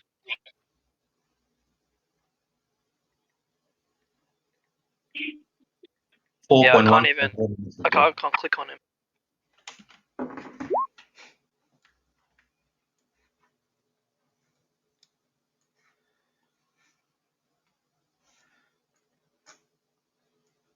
Yeah, Zaris needs permission for the token and probably the character sheet as well. Yeah, the Barut. I can control Orc, but I can't control Barut. Okay. Alright. The tree troll threw the tree at both, the different parties on different sides. And unfortunately for Ozo and Rhin'zey, both of you got struck by the tree. Actually, they threw it towards your direction. But Koi, in the distance, you can see a bunch of adventurers somewhere towards the south. That looks very, very familiar to you. When you actually look at them, you notice there's actually Rhin'zey of Shizuo and Ozo, the son of Durotan. There seems to be traveling with one particular person that you actually know, more like an acquaintance, which is Quoth. But they are within shouting distance, and they might be able to hear you, or should be able to hear you. And now, Koi, it's your turn. What do we do? Koi, as she begins to act, notices a group of adventurers, and she sort of calls out, yells out. I don't want to yell because my family is sleeping. She yells out, "Act swift, act fast, rescue the civilians, and we'll take care of the trolls." You shouted only to Zare and Krogin, or towards the party down to the south? Towards the party. Okay, towards the party down to the south. Okay, Uzu, Rinke, when you look up, you notice that it's actually Zare, Koi, and Krogin. You know about them before. They are not unknown adventurers. They have been around helping people throughout the lands against the many dangers of the lands itself, the undeads, evil drakes, and even young dragons, or even wyverns.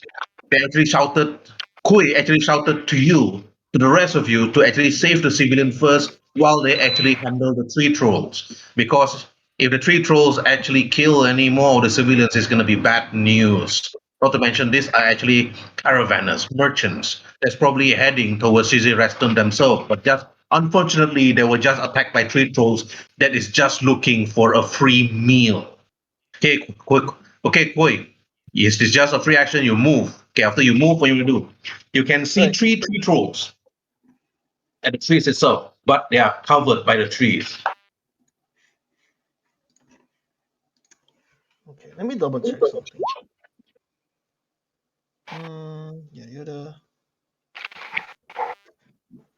I'm going to cast as Koi sorts of with her lance and with her seems like a lance, sort of like a weird mix of a long spear and a pike. She swings it forward in the direction with leaving a trail of what seems to be like water floating in the air and quickly dissipating. She swings it in the direction of the trolls Okay, and casts Hunger of Hadar. And which one? centered. There's three of them. One, Hold up. Let me. two, Don't mind that. and three. Hunger. Um, 20 feet. Let me double check 20 feet. That's like 4. Yeah. Okay. Actually, I'll start off on the closest one. Roll centered on the point on this troll here. Mhm. Okay, you shoot it there. Okay, all right. Yeah. A 20 foot radius sphere. Mhm. The spear actually arrived, and then after hitting up the floor where it stands. And I will end my turn in cover of this tree. I'll end my turn there. I'm looking for something appropriate for this. Okay, and then you move, and then Uzu, so Koi actually move in, cast a spell, and then move back. I basically move 5, 10, 15, 20, 25, that's 30 to be basically here in these bushes as I try to shout at the two people telling them to basically run towards us as I take my bow and target the one tree monster who is. What do you want to do actually? You want to use your persuasion for them to run towards you, or do you want to use your action to fight the monster? You want to use your action for skills, or you want to use your action for attack? I'll use actually my action to persuade them. Okay, roll persuasion with disadvantage because they are cowering in fear. Oh, okay. You got blessed, so you do have a 1d4. Mm-hmm. Okay. And I'll use my 1d4. Okay, it's 17. Okay, they hurt you. And then after that, but it's not their turn, they act last, but you use your action already. Mm-hmm. And then now the trolls. The troll That one needs moves, to make a dexterity saving throw. And getting damage. Okay, you can roll for damage. yeah, he needs to make a dexterity saving throw as well. Is it? Wait. I don't have to. It will always auto fail. Okay. That's 14 damage. 14 damage. Okay. Also, it's blinded while it's in this area. Okay. Then he attacks and throw a tree at Uzul. So he tries. And Uzul, you saw the tree coming, but it flew past your head, flew past Rinke's head, and off head all the way towards the other side of the street, completely missing. Mm-hmm. And then the other troll moves. No. Then throws a tree at Koi, hiding behind another tree. And sadly, okay, Koi, even though you were hiding behind the tree, but this tree troll threw the trunk of the tree so hard, the shrapnel exploded, hitting this part of the tree, and then hitting you. The shrapnel was so sharp, it hits every part of your body. I roll a natural 20. God damn. Actually, And hold up. Is this within 60 feet? the space is 1, 10, No, 20, 30, 40. No, it's beyond 60. How much? It's more than 60 feet. Okay. Yeah. How much damage then? You receive 21 bludgeoning damage. One. Okay. Okay. Orf, your turn. Okay. Orf has 30 feet of movement. Does Baruch get his own turn? Or does same. he only move? Move together. Okay, we'll move together. I'm going to move him. 1, 2, 3, 4, 5, 6. And I'm gonna call out to them as well. It's like, come here! This is where safety is! We're here to protect you! Run to us! And he's gonna roll persuasion. No, you don't have to. Ozu already did that. Okay. Then in that case, because he's a ranger, he's all. Is that in range? I don't think he has range. Where is the guy anyway? I think Is it's not it an the issue guy of here? range. Where is he here? Oh, you Trying can't to see. find him. He's here. Oh, okay, he's here. I don't know if it's an issue of range, but an issue if he can see up an elevated surface. I mean, in that case, I'm going to use a spell. What can he? What does this do? Nope, it doesn't do that. What does Zephyr Strike do? Does that do damage? It's extra damage and an advantage on one attack. Okay. I'll use Zephyr Strike, and I'll use Weapon Strike on my bow. It gives me advantage, so if I have disadvantage, then that cancels out, so it's a normal one. He will use.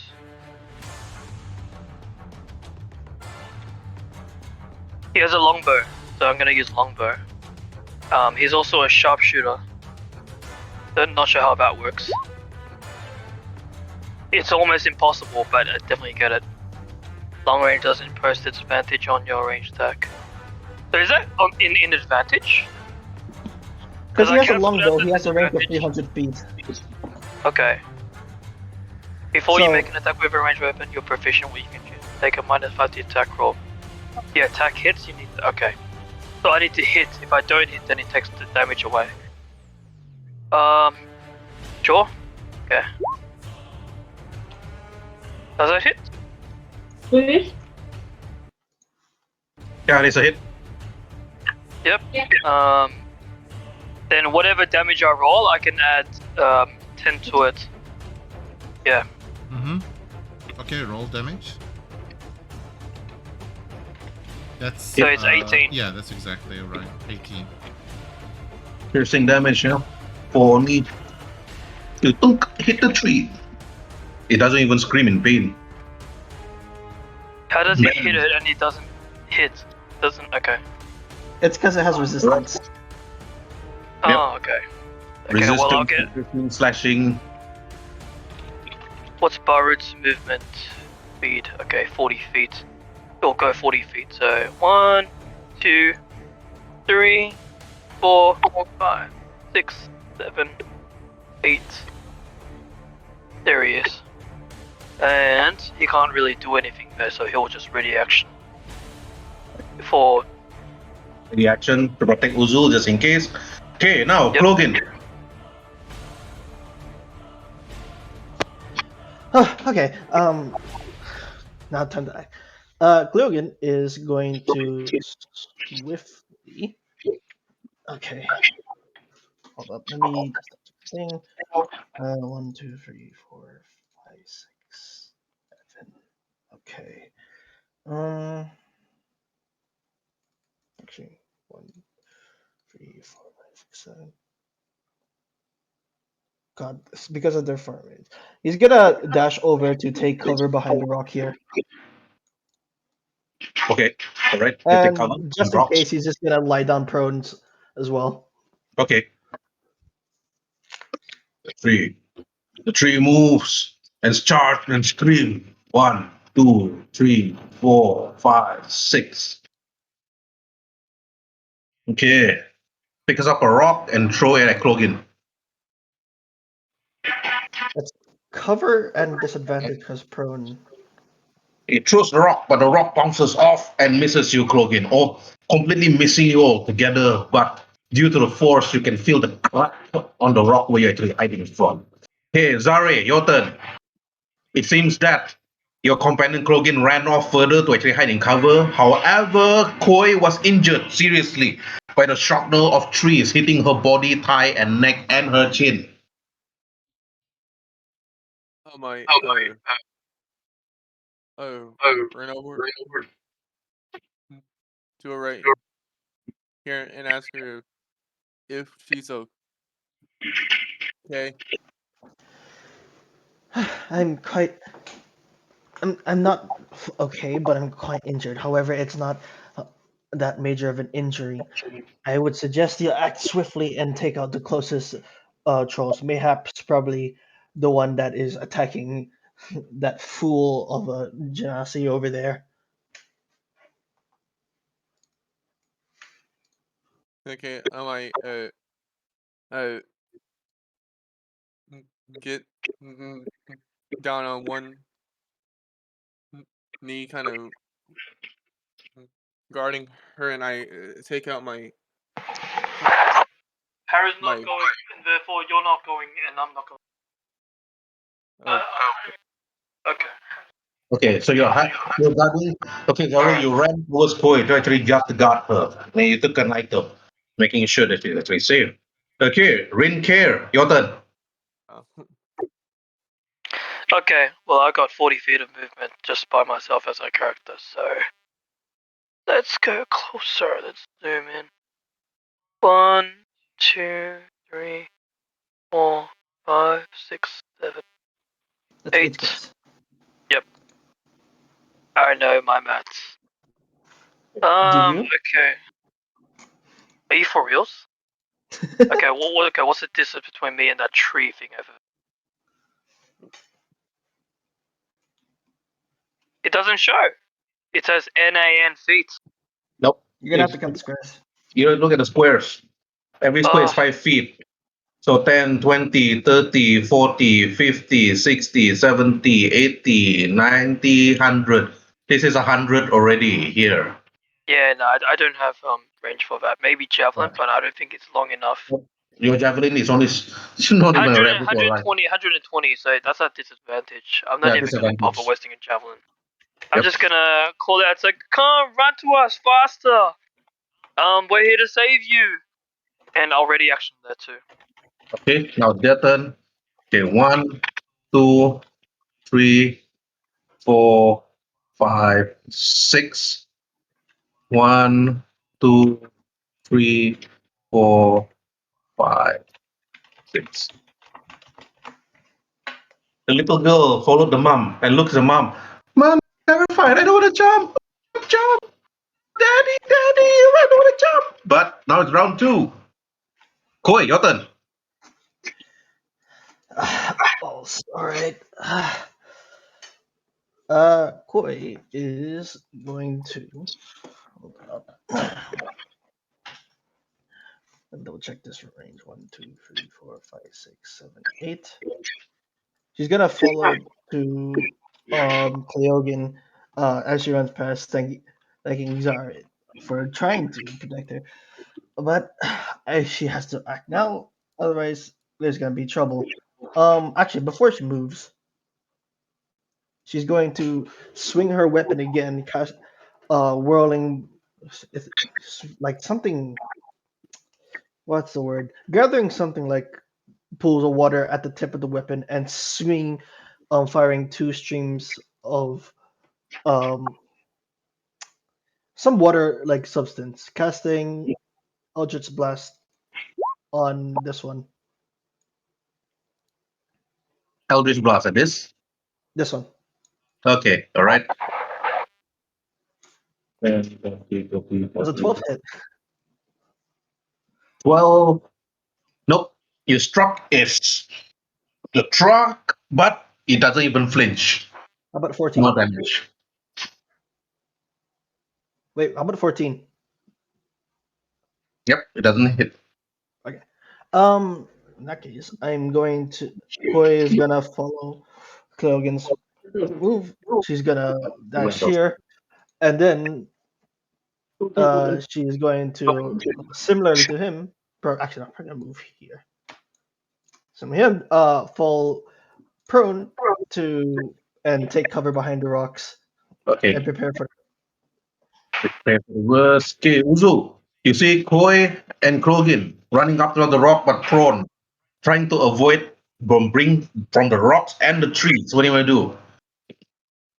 10, 15, that's 20, 25, that's basically 30. All the way here, I basically take out my bow and shoot at the guy, at basically this guy. Mhm. Is there any range on spiritual weapon? If I want to summon it?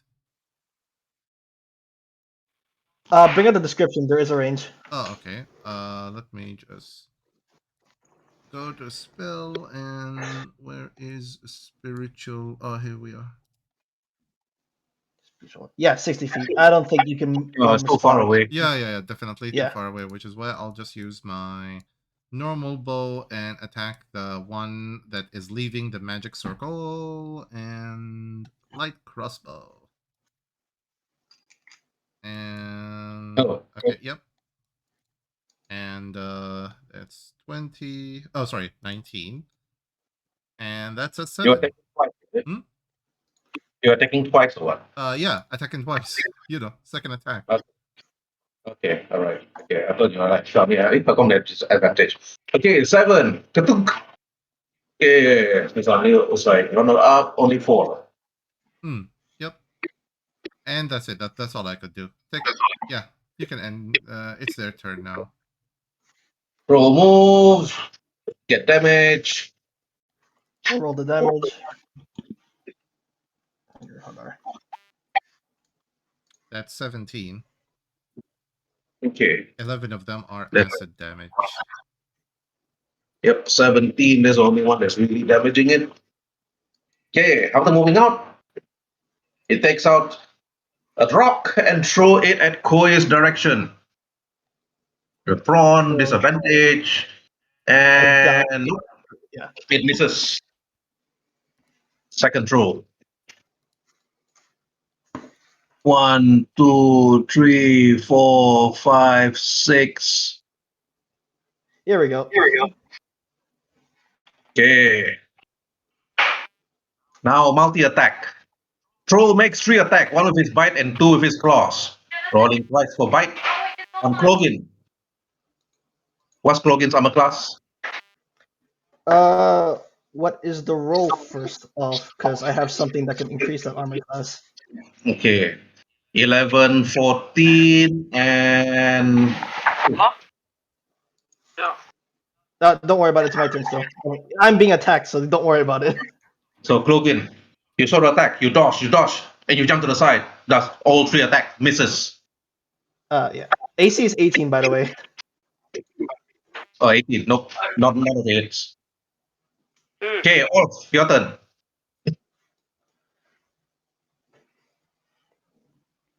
Rhin'zey. They were going shopping. Rhin'zey. Hold up.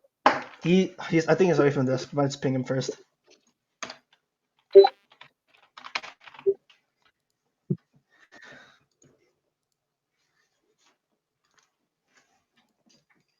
Rhin'zey.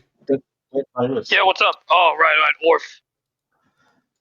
Orth will, he's gonna move in close to us, so... Did you move him? No. Okay. 1, 2, 3, 4. Is this difficult terrain? That's my character. Oh shit, sorry mate. Mm-hmm. Yeah, Oops. Where Oh. is He's at Orth? he's Okay, at he's the back. okay. 1, 2, 3, 4, 5, 6. And he's gonna, use his bow again. It's like, we're here to save you. Run faster if you can. But, we're just gonna stay here until the threat is gone and you're taken to safety. And I don't have Zephyr Strike this time. However, I will does heroism.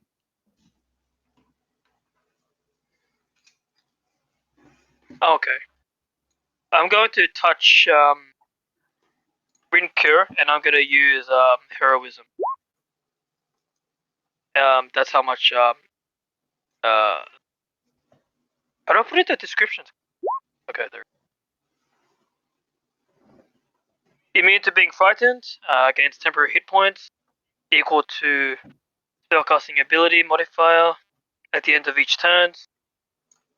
I don't know why I rolled that for, but I don't know. It's not supposed to heal. Okay. Okay, so modifier would be his wisdom. Wisdom is 2. Yeah, so he gains 2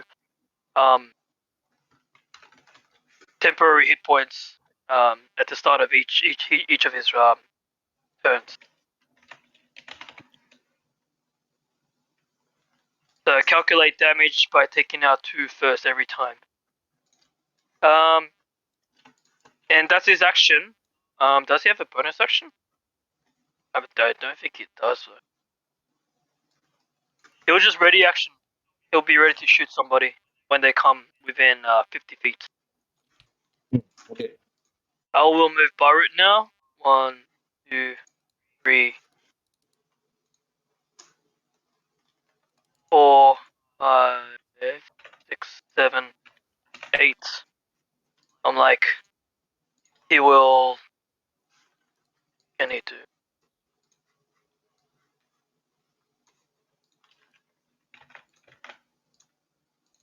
Okay. Yep. He will ready action, and I will call out with Orth. It's like, jump on the drake.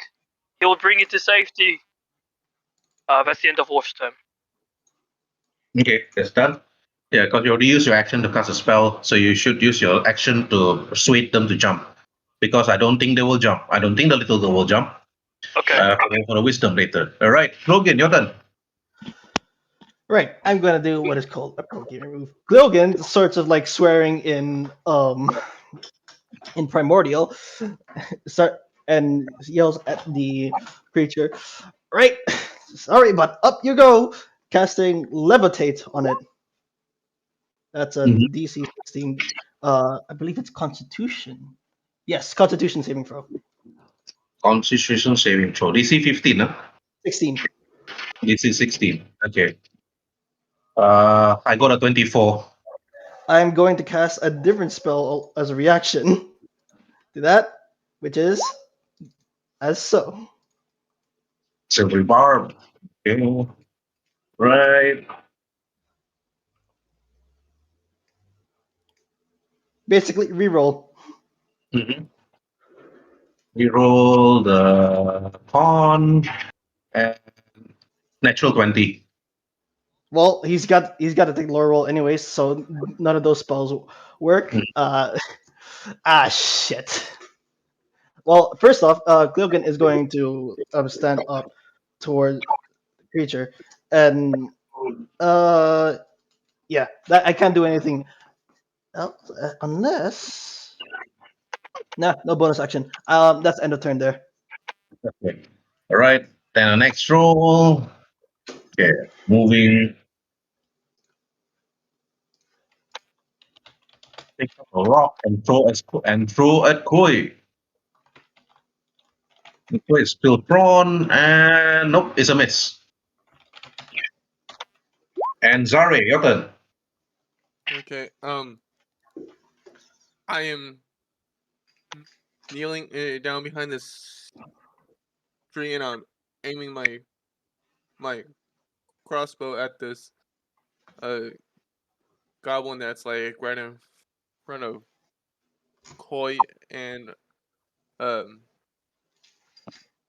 and her, and I'm going to to shoot that goblin or troll, That's not a whatever it's goblin. called.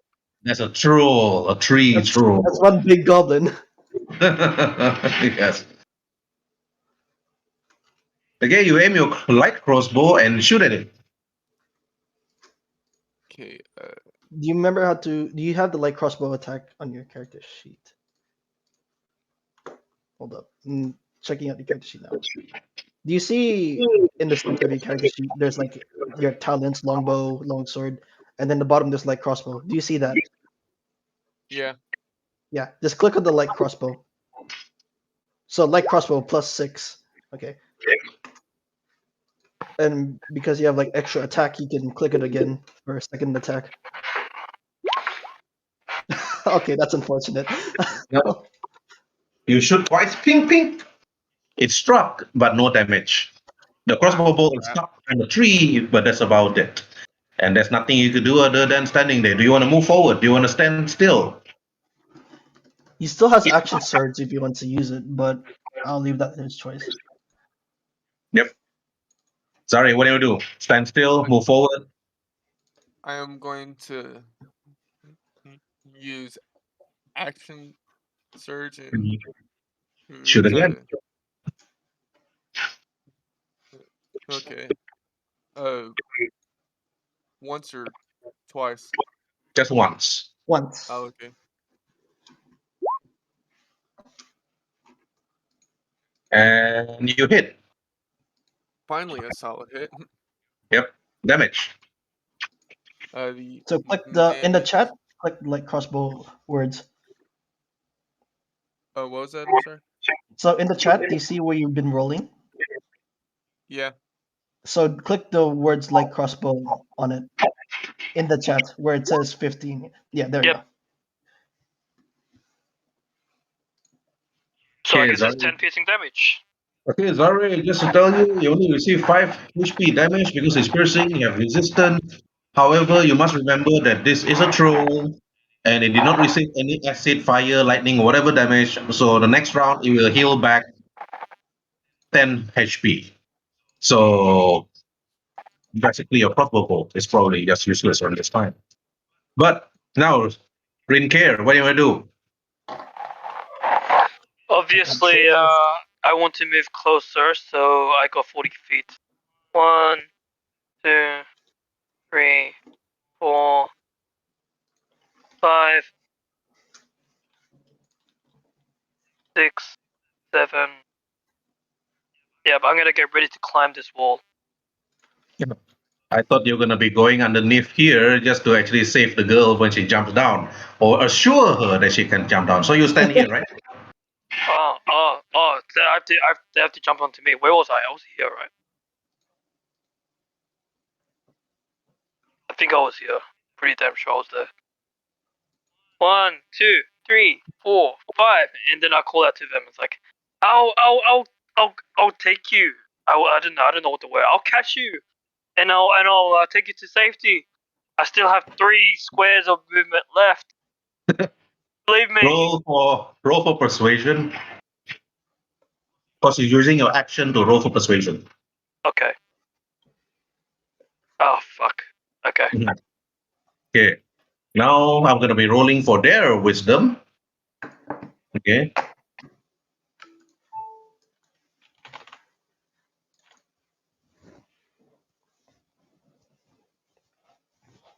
The little girl is too terrified to jump, but the mother jumps down anyway, and then looks at the daughter, jump, jump, and then she looks at the mom and says, I'm so scared, mom, I'm so scared. And then round 3. Okay, Koi, your turn. Right, Koi is first off going to stand up. So that's 20 feet movement already. And she is going to strike twice at this guy. So that is once. God damn it. Nope, that's a hit. And That's a hit. by the way, this is the packed weapon, so it's magical for the purpose of overcoming resistances and immunities. Okay. All right, 12 it is. Right. And then she's going to wait 1, 2, 3. Actually.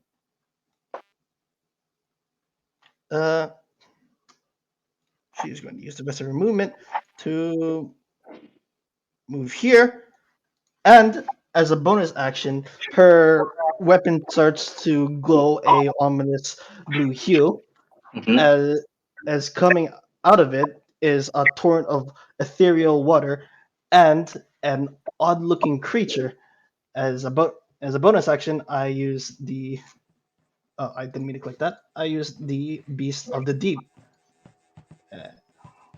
Spawn it right here. That's very small. Yeah, so cute. Oh, kidding. Thank you. Yeah. And in that same bonus action, that creature immediately lashes out at the troll. Yeah, how's 24 to hit? Yeah, 24 is a hit. Okay, cold damage. Movement speed by 10 feet. Okay, cold damage. It Alright, so it freezes. does 2 things. It damages them, but it also makes them cold. And Yes. and reduces. Okay, right. Okay. What a heal. Here it is if you want to take a look. Mm-hmm. Okay, quick. Any more? Nope, that's all my movement. Okay. All right, Uzul, your turn. Okay, let's see. I basically move here. That's moment. That's 5. That's 10. I move here, and I'll be attacking. Let's see. Now that they are within basic range, I can cast Guidance Bolt on. Let me see. I'll be attacking now this guy with Guidance Bolt. Mm-hmm. So here is Guiding Bolt. And You miss. Oh, first he attack. missed. Oh wait, still have less. I forgot. Okay. Still If you roll less, it's a hit already. You roll a 1, it's a hit. Yeah. Oh, okay, I see the AC now. Yeah. Okay. So this Yes. is Guiding Bolt, and I'm using it at level 2. And it is 25 radiant damage. That's a lot of damage. You struck this troll with radiant damage. It screams and howls in pains. And then it turns its attention to you. Mm-hmm. And I just kneel after And then that with my rabbinic movement. I kneel to take shelter behind this ditch. Ah, yes, it won't notice the little girl stuck on top of. Yes, nobody noticed the bother about the little girl. So kasihan. Mm-hmm. So sad. Oh no, this is gonna be 1, terrible. 2, 3, Oh 4. Okay. Rolling to hit little girl. Oh god. Oh no! no! Oh no! Oh, wait, Should have trusted the mom. The troll grabbed the little girl with his claws. Now we have a I did hostage say situation. I did no. I did say that I ready action to Orth, right? Yeah. If it was 50 feet. Okay. So I'm gonna be shooting the monster with Orth. And I still got the sharpshooter thing, and I'm gonna use another one of Zephyr Strike. Zephyr Strike? You need to have used Yeah. the Zephyr Strike spell before, and you can only Zephyr Strike once per cast. What do you mean? I still got like 3 slots or 2 slots remaining. Yes, but it's not your turn. But I ready action. Yeah, ready Ready action. action. You ready That's action to shoot, not to cast a spell. Oh, you can't use ready action to cast a spell. Yeah. I mean, you Oh. can use ready action to cast a spell, but then if it doesn't go through the round, then you just use up the spell slot. Fine. I'll just use the arrow then. I'll just use my long bow. It's like And, edgy. and he's got sharpshooter, so it'll definitely hit him for sure. Long. Sharpshooter. 28. Yeah. I think that hits. 28 I think that minus hits 5. too. Yeah, 28 minus 5. It's still a hit anyway. Yeah, so it that's hits. 28 plus And you 10. can add 10 onto that, so 15 damage. Mm-hmm. 15 piercing. Only 15. Yes. Yes. And then Hound to 7. I mean, it hits. Can I direct where it hits? Because it hits him anyways. And he's a sharpshooter. I mean, you this is your first attack. You still have your second attack. No, Ready it's not his action. turn. Right. Not his turn. Not his Oh, turn. yeah, I thought since he's, This is the ready action Oh, yeah, that he yeah, had before. yeah. Ready action cannot. Mm-hmm. Okay. Troll. Troll attacks. I'm gonna be rolling a 1d6. 1, 2 is Koi. 4, 5. 3, 4 is this. 5, 6 is Pilgrim. Okay. This. Okay. 3 attacks. What's the armor class for that creature? It doesn't have an armor class because it can't be hit or hurt. Okay. I roll a 20, 26, and 14. Yeah, it can't be hit at all. It It's can't an be hit. ethereal creature. Oh, okay. In that case, I'm gonna just hit you then. Turn to you. Wait, let me roll for his intelligence first. Intelligence is damn dumb. Intelligence 7. Okay. Against. Oh, yep. It passed a DC of 10. God damn it. Okay. So he's gonna focus his whole attention to you. 20, 14, 26. 2 of them hit. Okay. Rolling to damage. 8 piercing plus 17 HP damage to Koi. Okay.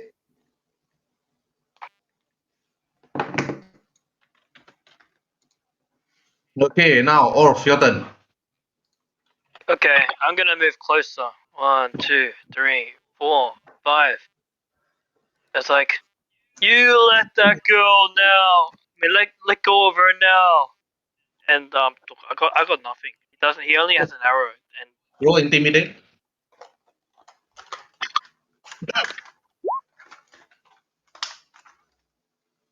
Yeah, he's got -2 on charisma. Bro. Okay. Gonna roll for its wisdom save. And I got a 7. It looks at you, and it seems to be like you. When you notice that it looks at you and growls, it actually swings his left hand with the girl on its claws, trying to throw the girl at you like a rock. Oh dear God. Wait, throwing the girl at me like a rock. Yes. If you fail in grabbing her, she dies. In other words, Oh. you kind of failed this mission then. Okay. Oh no. Logan, your turn.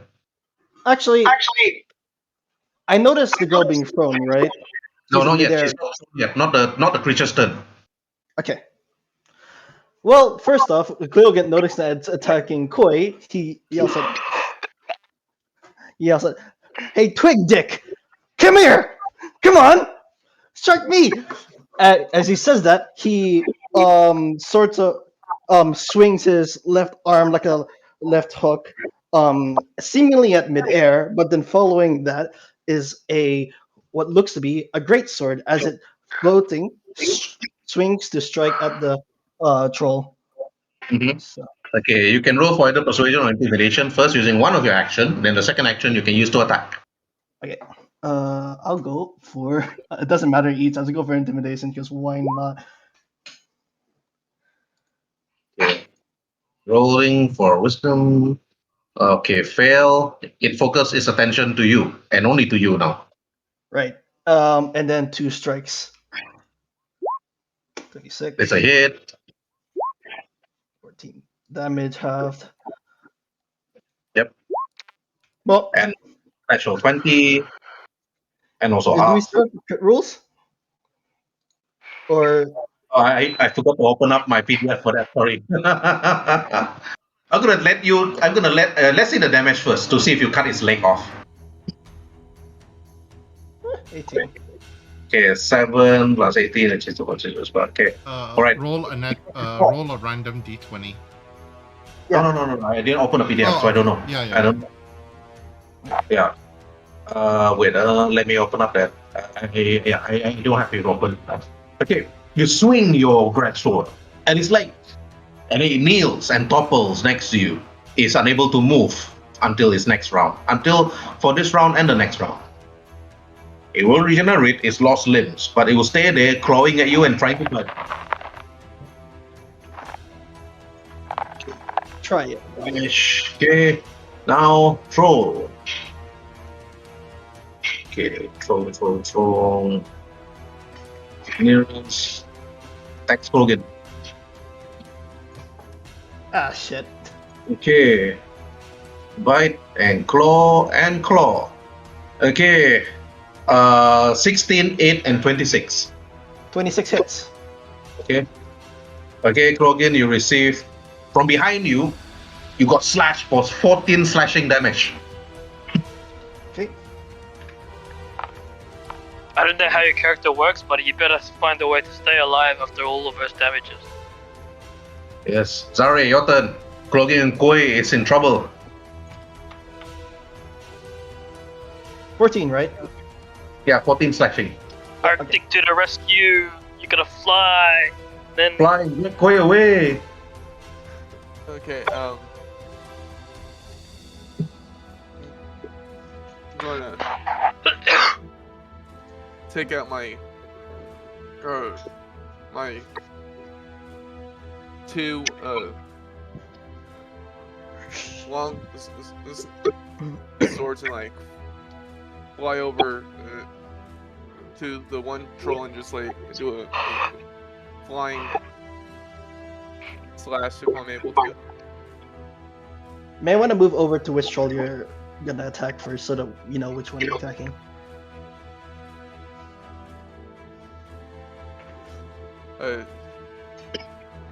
So I'm like up in the air and it's attacking this one. So roll the which weapon you're gonna use with. Like either use the longsword, the dagger, or the talons. And Yes. then if you're gonna do two-handed or one-handed longsword, whichever one. And then you remember how to roll the attack, right? Yeah, I have 2 long swords which I can wield in No, each that's hand. just like longsword one-handed and longsword two-handed. So I think you just go for longsword two-handed is the best option. Oh, what was that? Just click the longsword two-handed twice, and if that's what you're going for, I don't know what weapon you want to attack with.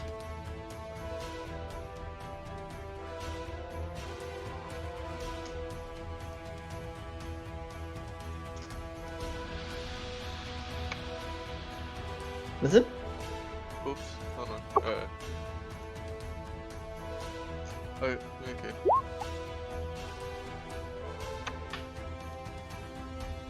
Roll it again. It's for the second attack as well. Okay. Then we'll see if either of those two hit. Yeah.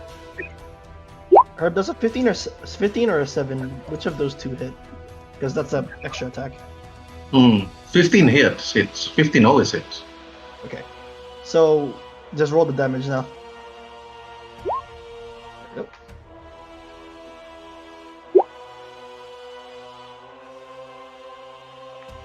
Oh, which one was the one that was laying down? The one that's like cut leg is this one. Oh, okay. So I guess I kind of messed up because I didn't realize that one was the one that was laying down. No, it's not laying down. It's just like kneeling down. It's Kneeling. Oh, okay. But kneeling. Okay, you're done. After flying, you attack with your longsword, two-handed, twice and twice, and that's it. Um, No more? You can't use action surge. Yeah, that's what I'll do, and I'll attack again. no, no, Clinton. You don't have any more actions, and you don't have any more action surge. Oh, I'm sorry. Oh, So but I actually, do. I don't think there's anything else you can do. I do have second wind though. That Second one is to heal you back. That's it. yeah, And I you're don't not think you need to injured. use second wind because you haven't taken any damage. Oh, Second wind is okay, just never mind. healing. So yeah, Sorry about that. that's All right. Okay, Rhin'zey, your turn.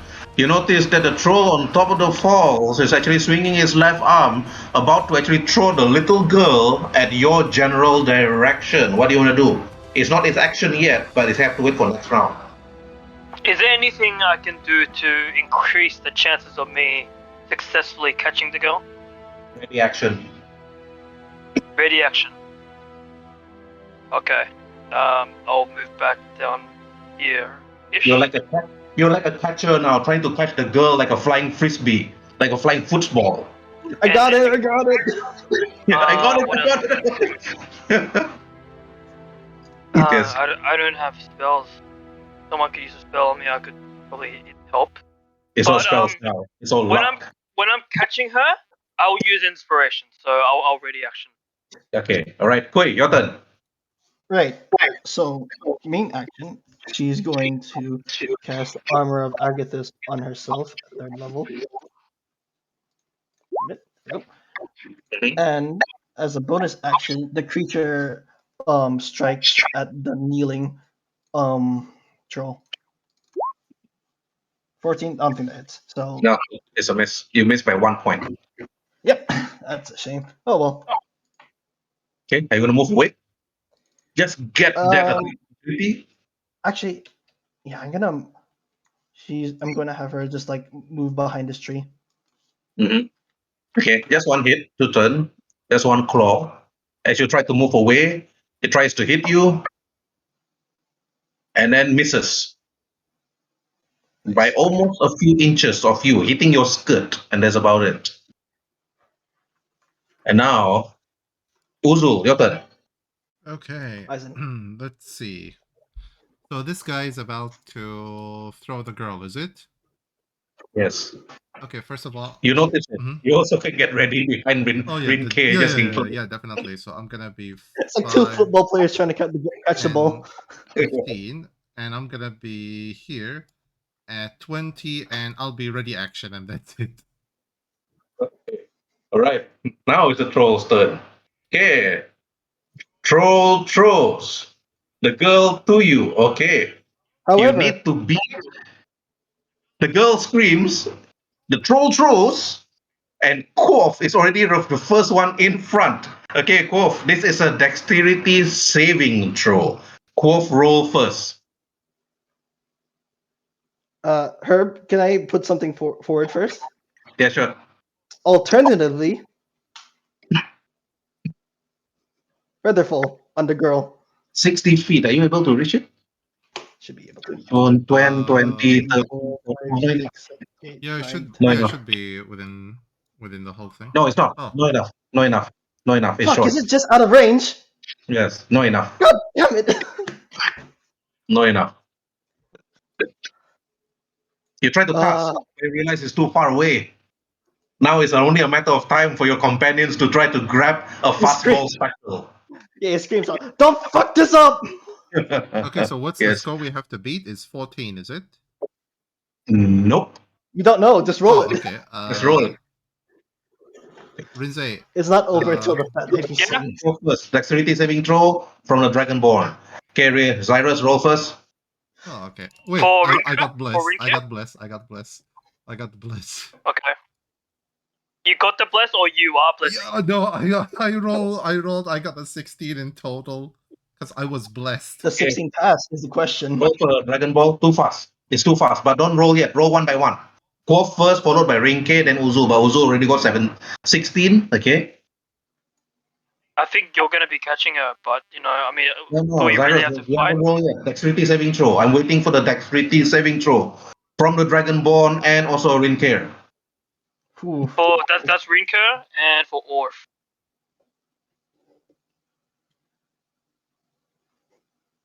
Even better. Ooh, okay. Second one is Orf. First one is Rinka. Mm-hmm.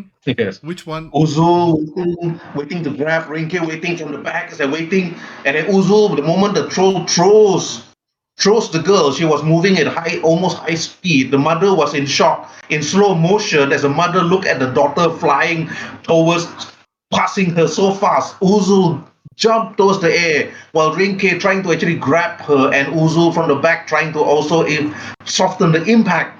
But Orf actually managed to actually grab her and then land and roll on the floor as the impact was just so strong. But Uzov actually managed to soften the blow from hitting him and making sure that the girl was actually safe. And now the young girl is with Orf. Yeah, she's safe, dude. I was actually ready to use inspiration. Like this is the right moment to use. But that's the troll's turn. That's ended. Okay. Now the next troll regenerating slowly and then attacking Kogin on his kneeling position. Bite, claw. Okay. 10, 18, 18. That's it.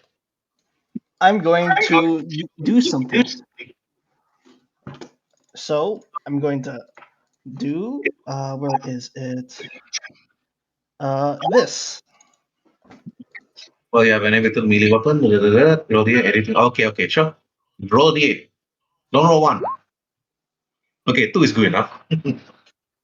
And I'm going to, if I successfully block the attack, I can make a melee weapon attack with that weapon. Okay, go ahead. That's what I'm going to do. Correct, that's it. On the same throw, 12 damage. 12, 6.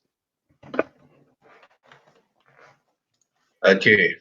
You deflect and you quickly slice at his kneecap again. But the creature does not flinch, does not feel pain. Nice try, bastard. Then, Orf, you now have the girl on your hand. Behind you, Rinker and Uzul and the mother and Barut. The troll at the top of the waterfall doesn't seem to be surprised or perplexed or anything. What do you do, Orf? Do you want to continue fighting? Or live to fight another day?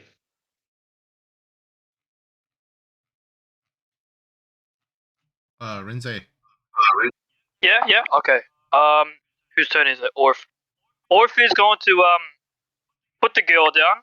And I'm still I can only. Can you put her upright, please? Okay. And say I'm gonna like spend this time to talk to the girls. Like, you're safe now. You go run behind us, and you and your mom go to safety. We'll take care of the trolls. And after he does that, he's gonna go right into the waterfall. It's like, oi, big fat ugly son of a bastard. We are your problem now, and your problem is so big that's gonna end with your life, you bastard. And he's going to what's he got? He's gonna use breath. I mean, does it reach there? What's the breath weapon reach?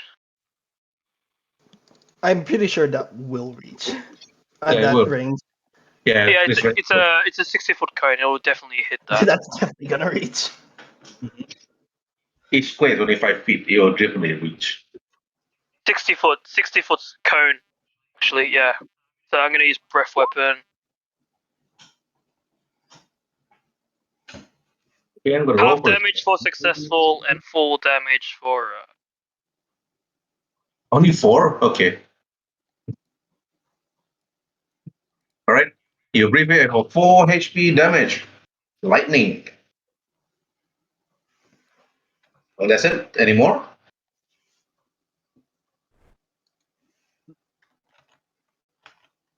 Rhin'zey. Okay. Yeah. Logan, since he says quiet. Okay, Logan, what do you do? Right. Oh. Cleogan is going to cast this spell, noticing how basic attacks are where he assumes that spells would help. As such, seeing as these guys look very tree-like, he's going to raise his hand in the air, creating a ball of fire as it small little ember that builds up into a ball of fire above him, which forming casting. Let me open casting flame sphere on top of this one here. I didn't mean to do that.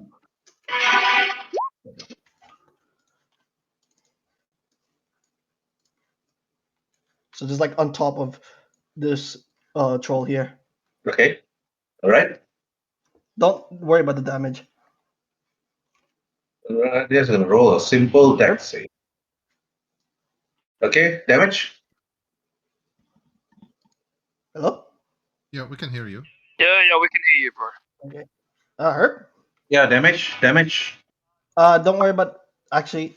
Yeah. Give me a dexterity saving throw on the troll. Already. It's fail. Okay. Well, 8 fire damage. Okay. 8. Alright, you burn it. It's howling in pain, but still alive. Okay. Any more? Nope. Okay. Alright. Troll's turn. Attacks you. No advantage. Doesn't have flanking. Okay. Right, claw. Okay. 14, 13, 24. 24 hits. You receive 10 slashing damage. Dude, I'm Alright. feeling so bad for you. How are you gonna survive all this shit? Your HP left now is 18. Yep. Okay, Zari, what do you do? Okay. I'm going to uh, attack with one of my long swords, and then use uh and I mean and then use Commander's Strike, because when it says when you take the action attack action on your turn, you can forego one of your attacks and use a bonus action to direct one of your companions to strike. And when you do so, choose a friendly creature who can see or hear you and expend one superiority die. That creature can immediately use its reaction to make one weapon attack, adding to the superiority die to the attack's damage roll.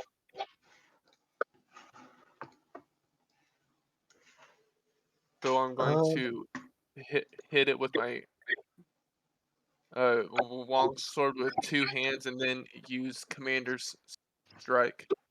Okay, go ahead.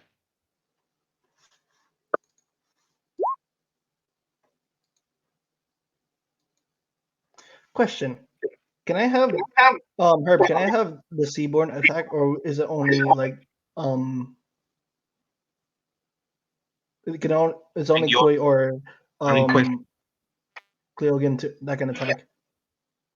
Yeah, you have to end the question. Okay, Zare. Okay, that's a hit. Longsword to end it.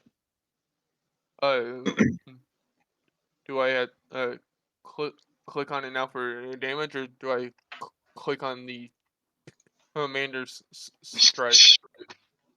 Hmm. Click on the longsword word. Like Commander Strike. Just click on the word longsword.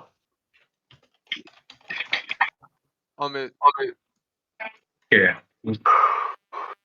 says whenever I attack, use a bonus action to like direct one of my companions to strike.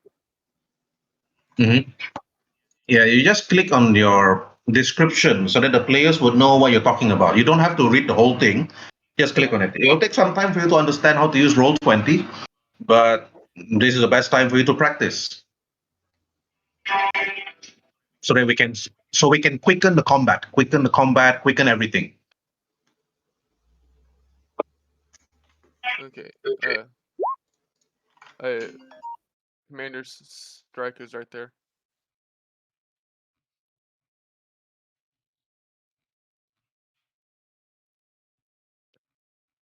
Do I click on the damage now, or do I wait until the other person attacks? Then this one, I believe you're either asking Clogin to attack. Yeah, the one that has the water thing around him and that, I guess, that apparition thing, whatever it's called. Okay. I believe Rai is in the call right now, so I think you just might as well just attack twice, I guess. Okay. All right. Rai, I think you just might as well use any one of your character to attack because it's like as long as they can hear Zare, just use anyone. Have the Seaborn do it then.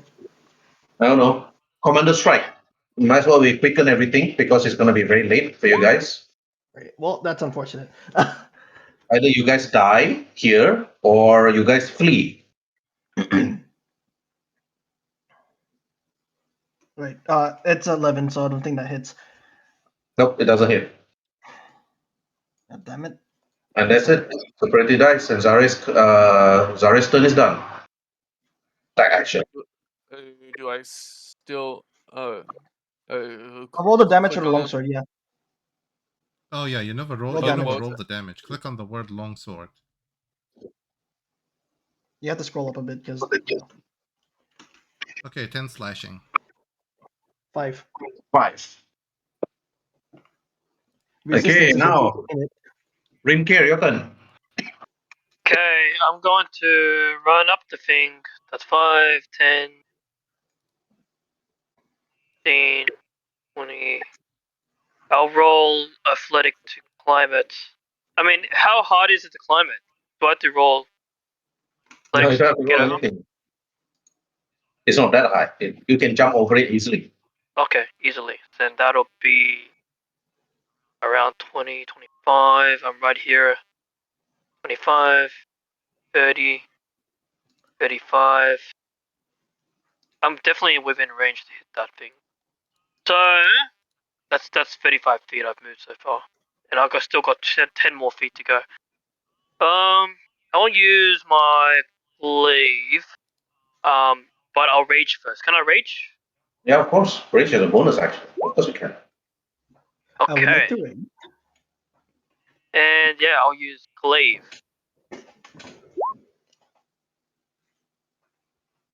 You can necklace it if you want to. You hit this hard tree trunk, but that's about it. Okay. You done? I think that's. Do you not have extra Yeah. attack? Do I have extra attack? Hang on. I do have extra attack. Yes. You 5th level. Do I have reckless? I don't think I do have reckless. Do have reckless. But it's first attack on my turn. But this is my second attack, so I can't use it. I'll use it next turn. I'll use glaive again. Oh my luck! You have blessed, don't you? I do. I mean, if you got Do I blessed. bless on me? Who, Yeah, who, you who, who got the bless? Who I mean, casted it? Our The only Orf the casted only bless. people that Udu can see, which is Orf and you. There's nobody else that got the blast. Nobody else. Okay, well, Unless I'll, it's casting civilians. D4, right? D4. I Yeah, roll yeah, D4 yeah, for yeah, both yeah. of them. Roll 2d4 for both of them, actually. Here is definitely Rhin'zey's son, of course. Like, Do they both hit? That both hits. Okay. Yeah, both Well, both first hits. one. 5. Okay, so you've got 2 and 6. What's the total? That's So I can 12. divide. 12 and 5. So that's 7 damage. Yeah. Yeah, 7. Okay. Resistance is a bitch, ain't it? Yes. All right, round 5. Okay, Koi, your turn. Koi runs in. Strikes twice with Pipe Cutter. 25 hits. 12. Does not get reduced because magical. Fuck you, resistance. And runs All right. Okay, how about the other one? yeah, it bonus action. The Seaborn lashes out. God damn it, maybe not. Just splashing with water. That's it. Right. Okay, Uzu, your turn. Okay, since this this is guy I is love this close to a Pokemon. melee attack, I summon my spiritual weapon. Just you can put any floating sword. Nice. What you do? Attacking the same guy that Rhin'zey is attacking. So spiritual weapon, and 1 moment. That is 1. That is 2. Oh my goodness! I only need to roll 1d4 for the first attack. Still a miss, sadly, unless 14 hits. Nope, 14 miss. Okay. AC's 15. So. Okay, we use it on with a level 2. Only 6 force damage. Still better. Force. It can't be force. It's still 6. Yeah. It's 1d8. Okay. It's All right. Okay, so you done? yeah. Because when I attack with a spiritual weapon, is the same as attacking with a normal weapon, is it? No. It's force damage, right? Yeah. No. I mean, in terms of actions. It's a bonus Yeah. action to use it. You still have your yeah, action yeah. available. Yeah, definitely. For me, I want to attack with my. I'll just attack the same guy with my light crossbow. Okay, sure. Oh, miss. Yeah, miss anyway. You hit, but you doesn't get injured. Yeah, exactly. Okay, troll attacking Rinker. Bite, claw. What's Rinker's armor class? Rinker's armor class is 15. That's all hit. Okay. I'll give Add you it the all up. total. I'll give you the total damage. Okay. Then It's not really 8 to 10. okay, Rinker, you receive 30 slashing damage. So that's 15. Yeah. Okay. Okay, this one instead attacking Krogin. Okay, bite, claw. Okay, all right. Krogin is. I mean, they look like trees. You might as well use fire. Whoever's got a fire kind of attack. That's That what would I'm be probably building. the weakness. Okay. 13, 26, 25. Deflecting weapon on those. God, please, I hope.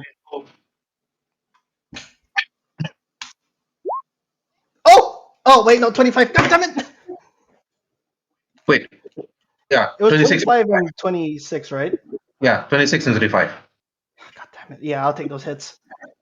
Okay, damage. Okay, one is 8. Okay, you receive a total of 16 HP damage. Is there something called double resistance? Because I got totem No, spirit there's no there such thing and as I'm at double range. resistance. Okay. Okay. Alright, that's done. Okay, Orth and Barut, your turn. Actually, it ends its turn. Flame Sphere. He needs to make a dexterity Oh, saving yeah, throw. yeah. Okay. It's gonna be, what was it? It was this one. Dexterity saving throw. I got 21. Well, he still takes half the damage anyway, so yeah, it takes Okay. 1 damage. 1 damage. Okay, 1 damage. Alright. That is done. Damn, doing that Orth and once. Barut, your turn. Orth will use healing word on Rinka. So this 5 healing. I'll heal 5. Because he can see within range. Well within range. Mhm. And with That's it. Barut should be able to clear this, right? Easy. Mhm. Okay. I'll move him 40 feet. There. Definitely within range. When another creature within 30 feet of the drake that can hits the target with a weapon attack. Causes the... Okay. So I've also got this as a reaction, so if Rinka hits him with something, he can add more. Ping him up, Bob. And so he'll use Bite. Fuck, that doesn't hit. Never mind then. Alright, end of Wolf's turn. Okay, Clogan, your turn. Leonin is going to opt to take the dodge action, and as a bonus action, he's going to have the sphere fly upwards and ram the troll again. He needs to make another dexterity saving throw. Alright, dexterity. And I got a 9. Yep, that's a total of 9 fire damage. 9 fire damage they cannot protect her from, and okay, it's on fire, but still alive. That is end of turn. Alright. Okay. Troll attacking Clogan. This one's still alive. Okay. Bite, claw. Disadvantage, dodge. Yep. Disadvantage is 23, 10, 11. I'll use the deflected weapon on the 23. Mm-hmm. Please. Ah, god damn it. You can block, and it stabs you from the back, and you receive 5 piercing damage, and Clogan's down. Yep. Get ready to roll for stats again, mate. Oh no, I'm fine. Right, Zari, your friend Clogan is down. What you will do?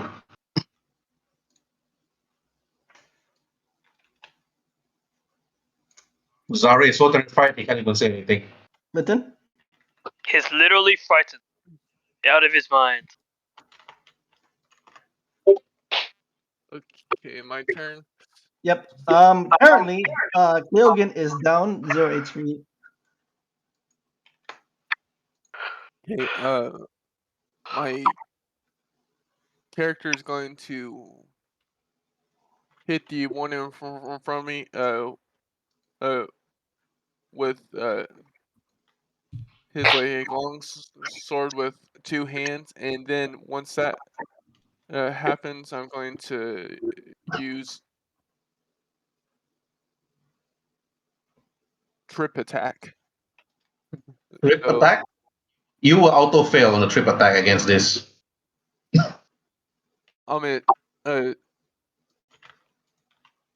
says if the target is larger or smaller, it must make a strength saving throw. Okay, and then you better hope that you're able to trip the troll then. I'm gonna roll for my strength saving throw right now because I know I'm gonna pass anyway. Okay, What's the Okay, DC of playing- that? gonna try and hit with my long sword though. 3. Okay, go ahead, roll. There's a miss. Dang it. Second attack. Okay. Okay, that's a hit. Okay, and then I'm going to uh do the Well, damage. Also add a D8 as well, because not D8. What's your superiority die? Uh, Oh, it's a D8. Yeah, roll a D8 because you said you're gonna do a chip attack, right? okay, D8.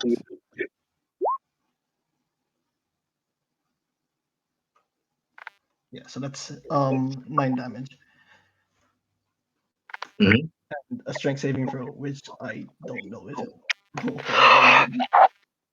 Okay, what's the DC for the strength saving throw to make sure it doesn't trip? 14. Huh? 14. 14. I roll an 18. Doesn't Yeah. trip. Dang it. Okay, that I try. Okay, you shower some tree, but that's about it. It can't regenerate because of the fire. And now, Rin'zey, your turn. Okay, Rinker will move over here, and he will, with his bless, use glaive once again, and he's still raging. Okay, roll twice. That's a hit. That's a hit. Even with bless, it's a hit. Even if Second it's attack. even if it's a bless. Okay, second attack.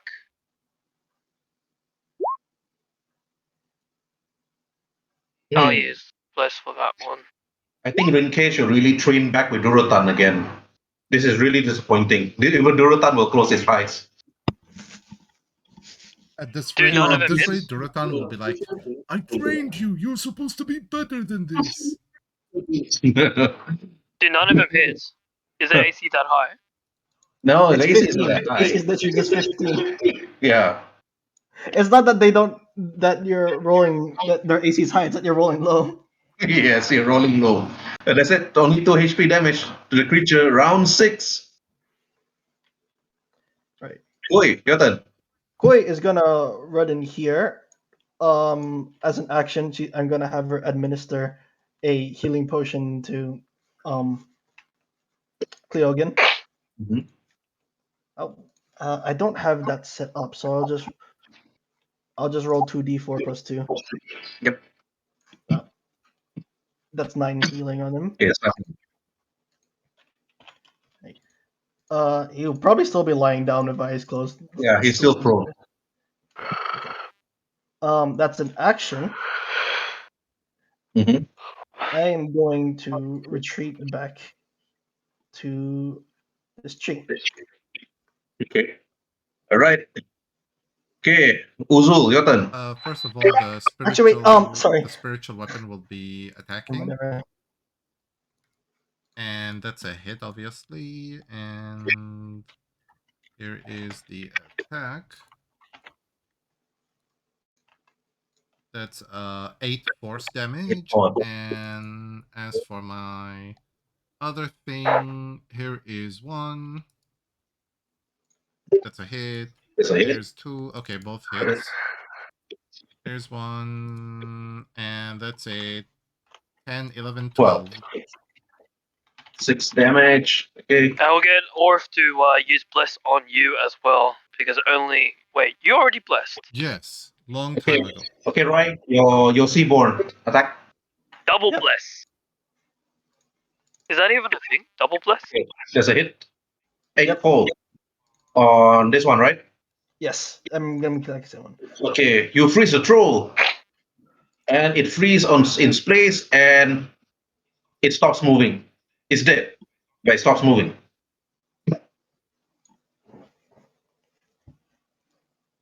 Okay, but now Uzul's done. Next is a troll. This troll attacks Rin'zey 3 times. Bite, claw. Okay, I got as in 18. That's one attack. And Rin'zey, you will receive 7 slashing damage. Wait, only 18?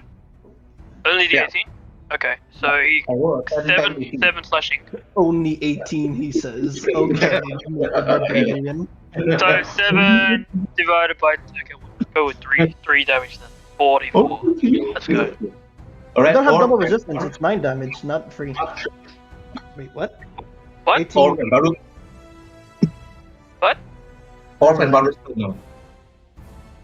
I don't know. I'm confused. I thought he said 17. I mean 7 damage. 7. 7. Yeah, exactly. Okay, I'm an idiot here then. Don't mind me. What is wrong with you? Okay. Orf. Orc and Baruch. Orf, will you? Okay, who else is in the fight here? He can't bless himself. What's the range of bless? Touch range, I believe so. Not. Yeah. But. You already still got bless. Why you need Yeah, to you bless really got again? bless. You can't stack You bless. can't bless No, on no, top no. of a bless. You can bless these guys. I don't know, but they don't Too within far. range. Too far away. Okay. I mean, he's kind of wishy, I think, or he's only got 16 armor class. You know what? Fuck it. He's gonna come up the thing and he's gonna attack with.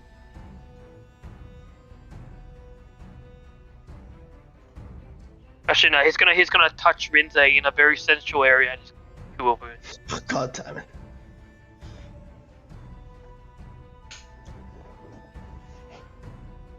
And that's his. That's all of his spell slots. And Rhin'zey heals for 2. Or the best range guy you have in a party and he does healing. And then he hasn't used all his movement. That's like 1, 2, 3, 4, and then he's got 2 more out. So here, he'll go here. He'll end his turn. It's Barrett's turn. Barrett's going to bite the damn thing. Damn it, Barrett. Fighting his trunks, and that's about it. That Yep. happens. Okay, Krogin, your turn. You got up from a Question. strong position. When having movement speed, is it like rounded up or round down? Round. No. What's your if it's movement, 25 then movement everything is rounded down. Everything's rounded down. Yeah. So probably it'll just still be 15 for poor old Cleogan, who is going to get up coughing like God damn, that was horrible. Ah shit, this one's still here. God. Casting flaming sphere again. God damn, that's his last spell slot. On this boy here, ramming it on him. If I could just draw the circle. Ramming Yeah, on him, he'll take dexterity or take 8 fire damage. 10 is a fail. Right? 8 fire damage it is. Mhm. And he's just gonna remain. He's gonna have to remain here, otherwise he'll risk getting hit. So that's end of turn. Right. Okay, 3 troll attacking Krogin, and 3 attack bite claw. Bite claw. Okay, 9, 17, 21. Right. I'm gonna be smarter this time. I'm gonna. He's seeing as the deflecting isn't working. He's gonna do silvery barbs. Okay. Reroll the 21. Reroll the 21. And it's an 18. God damn it! Taking the damage. Okay. All right. You receive 11 slashing damage.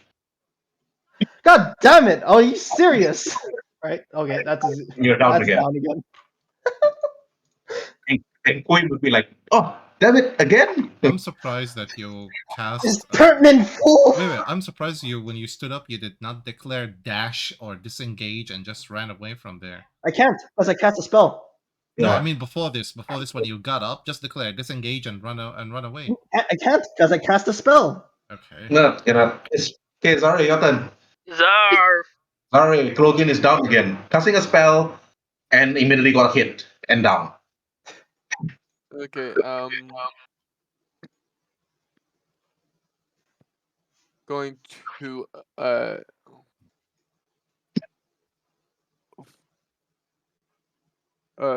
fly up and like hit him with my swords. Okay, go. Okay. Oh.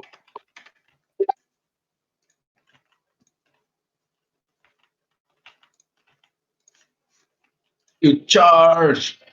Yeah. Ara, kokra. You scream. It's not working. Nope, it's a miss. Oh man. Second attack. Okay, that's a hit. Roll for longsword, two-handed.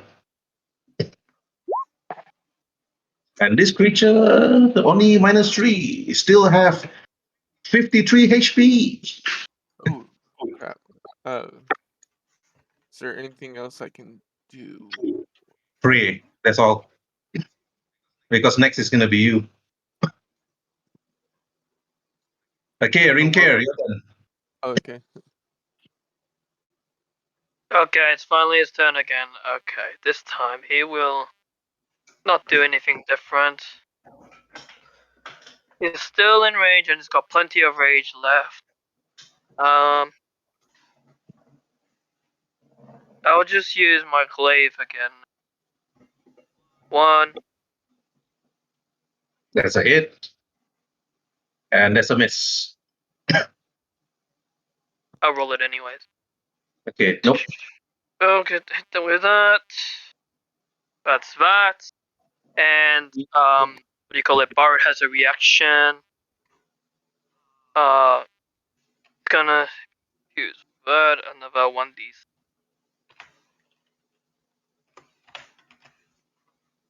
Okay. What's the 1d6 for? And what else? It's for his reaction. Yeah. Infused strike. So it's electric damage. So the 5 damage hits fully, and the 7 damage from the glaive is turned down to a 3. So it's 8 damage. No, it's just only. Okay, all right. You struck it. Now you electrify it. Now round 7. Koi, your turn. Kogan's down.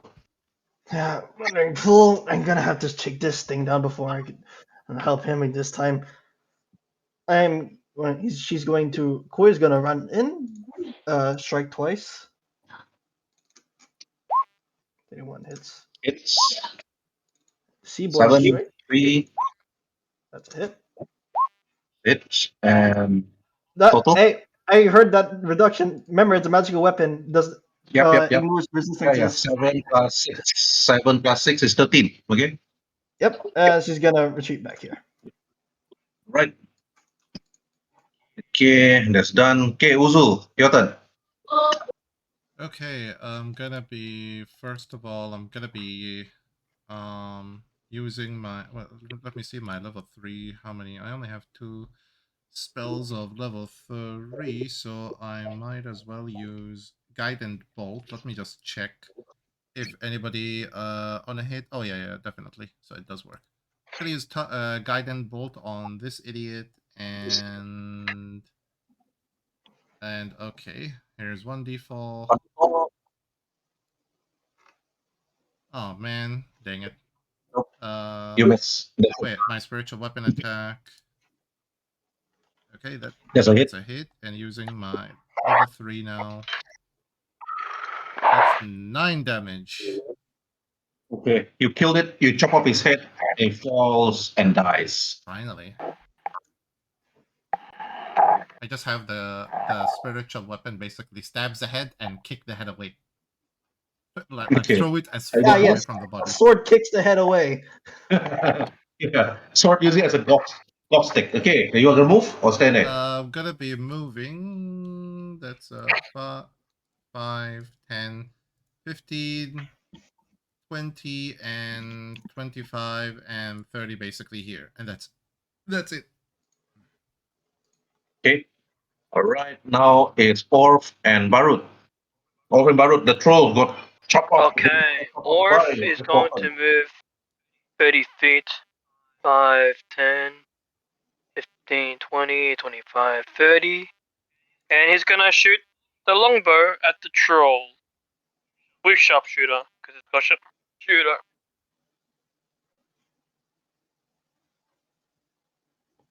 Okay, That that's it. definitely hits.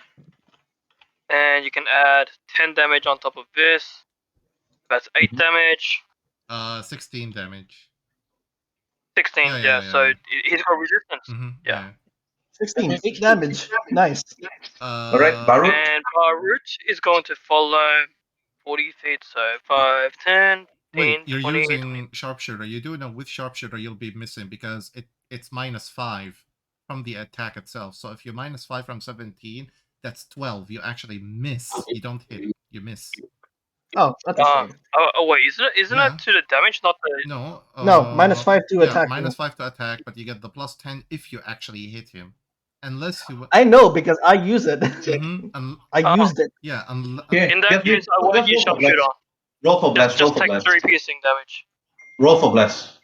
Yeah, just roll bless to see if you actually hit him or not. If you get a 2 or 3, Three. 15. Three. Yeah, It's a hit. yeah, 15 actually. Yeah, it's a hit. 15? Yeah. Okay, then it's 16. It's 8 damage on the troll. And Barut, that's 10 feet. 15, 20, 25, 30, 35, 40. And he's gonna ready action. Okay, Let's see if the Trollgame, troll go comes close. for death saving throw. Here we go. Here we go. Ah, fuck. You have inspiration. You can use it to re-roll this. No, it's okay. Oh, Save okay. your inspiration. No, I'll save information for a more dire roll. Okay, troll. Okay, troll either attacks Zare or attack Koi. Go to Seaboard if it still can't comprehend and can't attack it. Yes. The troll will attack Zare. Okay. Three times. Bite, claw. Okay, Zare, you got hit for 17, 16, 25. They all hit. They all hit. Your armor class is 14. Oh, jeez. Okay, Zare, you receive. Oh no.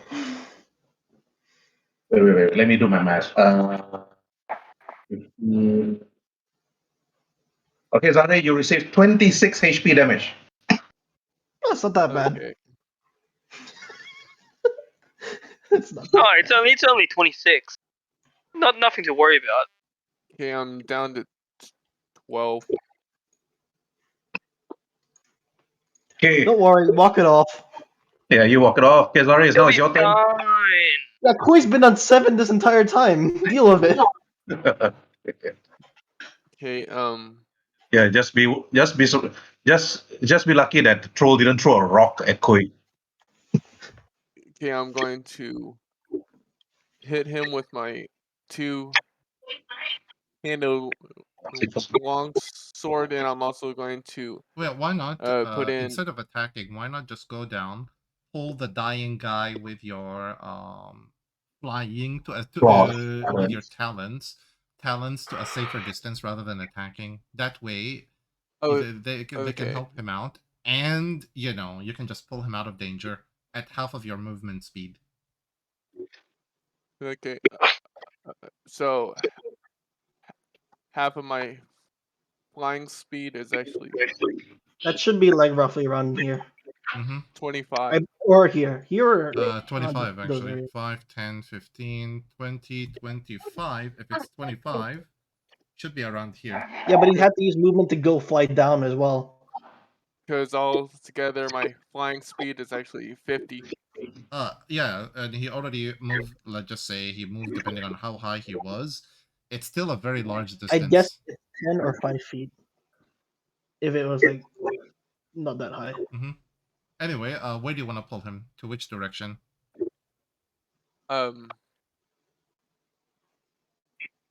Gonna pull him right up here behind this like rock, so he'll have some cover. I think the furthest you can go is probably here. Wait. That's 5, 10, 15, 20, 25. Here actually is the farthest you can go.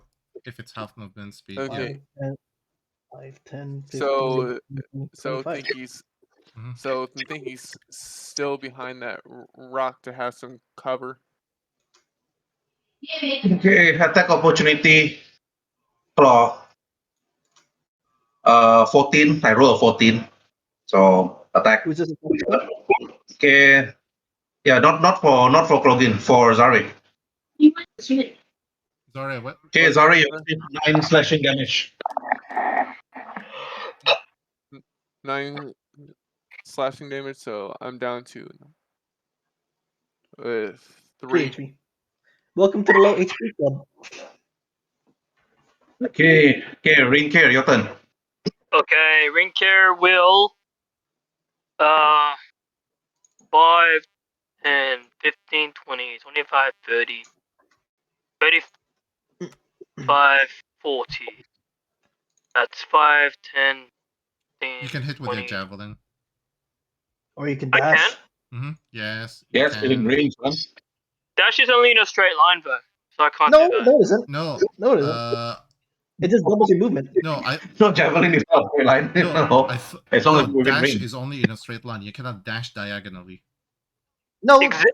there's nothing that says you can't dash diagonally. No, dash cannot. Dash and disengage. They can only be in a straight line. You cannot diagonally No. go. Where are you getting this from? Yeah, it's in the rules. It's in the rules. You cannot dash diagonally. Never have, never will. Oh, okay. Anyways, Use the I javelin. counted it Yeah, right. use your javelin, man. Javelin. Oh, I see now. There's no more Javelin. movement. You can use your javelin. Next. Your 45. Your speed is 45, man. So that should be okay. What is your stats? Like, how come all your hits are very low? I have no idea. That's your first attack. 15, 14. Even if I roll plus, that's not gonna hit. I would try again. Finally. Yeah, that's Let it. me just hang on. Roll damage for a 1d6 plus. Wait, your strength is 2? I just realized.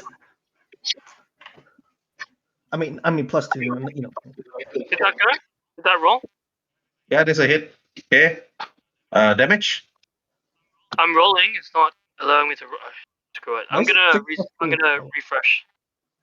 Oh, man. yeah, that's a lot of rolls. It is basically a 6 in total. It's the first one. Okay, then 3 then. Okay, alright. Ring is down. Round 8. Okay, Koi. She moves here. Strikes twice. So that's 2 hits. 23 Okay, damage. 23.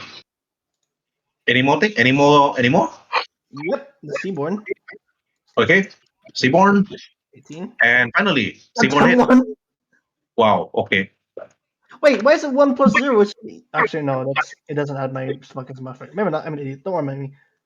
Okay, alright. Okay, after hitting it, they ran off. No, I'm gonna stay here. Eberron last splashed some water on the troll, and that's about it. Whee! Splash. Hey, Uzo, your turn. That is 5, 10, 15. That is 20, and I'm gonna be staying here, and I'm gonna be casting Guided Bolt on him. Okay, that's a hit. Okay, that's a hit. And I'll be using my level 3 now. And that is 7 plus 16. I think you just blow a hole through his chest. He's like, boom. And it's like holy damage with the church bell ringing and everything. And the troll falls or a hole in his chest, not regenerating, and after he falls and dies. But Zare, you're now with Krogin. Roll for medicine check. Okay, medicine check. Oh, I was gonna do something. But... I tried a little bit of it. That's just not. Okay, so. Herb. Oops. No, I have Medicine. a I'm healer's sorry. kit. You're trying to Wrong. fool flogging by using your charisma. I accidentally clicked. Sweet talk his dying body. I accidentally What lemon? clicked the wrong one. I'm sorry. Oh, actually, do you have proficiency in medicine? I do. Although I think you might as well go. Yeah, Yeah, yeah, it's definitely. wisdom is fine, so that works. Okay, first of all, is you want me to roll medicine or do you want me to heal him straight away? No, Zarba's already rolled it. Is 14 a pass? It's DC 15. I think let's Okay. more Well, let I have a Uzu healer's kit handle anyways, this. so He's the doctor. Okay, first thing. I have a healer's kit. Okay, I take out, but I don't know. You haven't told me this. You haven't told. Yes. Well, she would have moved in to like try and do it before you guys like crowded around. Yeah. Okay, Okay. if you have a Wait. healer's kit, that means I'll basically use my medicine check with the healer's kit. That means with advantage. No, you don't need to use a medicine check for the healer's kit. Okay. Okay, All right, Koi. okay. What? Before everybody even arrive, you're the one that say went to plug in. What you do? Use the healer's kit on him. Dude, Yeah. I got it. I got that 20 on. Where's medicine? Let's go. Wait. I want to see Koi's roll first before I go to you on a The natural healer's 20. kit is on a roll. Look in the. As an action, expend 1 use to stabilize a creature that has 0 hit points without needing to make a medicine check. There is so it's supposed to make a roll. I did check. It's DC 15. Yeah, but it's a healer. I'm using a healer's kit charge to instantly stabilize him. That's Okay. the whole point of the item. Okay. There are charges for healer's kit. I think it's like It's 10 charges. They- 10 uses. 10 uses basically. this is 4 charges. Hmm? So after that, you have 3 more left. Actually, as I said, I don't allow some items that doesn't have charges or ammos to it. Yeah. Yeah. See, look, If that's you 10 use uses. it's 10 gone. uses. A healer's kit Of says course, 10 uses. they wouldn't like let you instantly heal someone for no charges. That would have been But broken. actually, during the heat of combat, you can't use healer's kit just like that and auto heal a character. Yeah, okay, You that still makes need sense. to roll This for isn't medicine. combat anymore. Yeah. During the heat of combat, you need to roll for medicine. Mm-hmm. Anyway, Okay. he has used 1 use of 10 charges of the healer's kit, so he has 9 uses left. See, Okay. Medicine. Okay. All right. Rin care actually went there and actually bandaged the wounds, making sure that Koi only used the healer's kit to actually stabilize. But Rin care did most of the work by bandaging and making sure the wounds are actually reopen, and then after healing him back. But there's about no point actually getting back the HP because you guys are not in the dungeon, you guys are out in the open. But you managed to actually kill 3 trolls, or think you're killing 3 trolls. They're not regenerating, they're mostly just dead because most of them is being hit by spells, acid, and fire. But the moment you actually triumphant, and then after you kill the trolls, the family of 2 went over to the father. The little girl actually kneeled down and asked the father to wake up. Wake up, wake up! But the father did not wake up. So, okay, gonna be moving to Uzul first, left to right. Okay, Uzul, what you do? I go into, once I see that person has stabilized, I go into the father, and naturally he's dead. I just close both of his eyes, and I basically take out just 2 coins of his coin pouch. I just put it on both of his eyes and just say to him, "For the ferryman." I put his hands and everything in a, in a burial position, and that's when I go and consult the wife and the daughter by just simply saying to them, Do not worry. He died honorably to protect the both of you.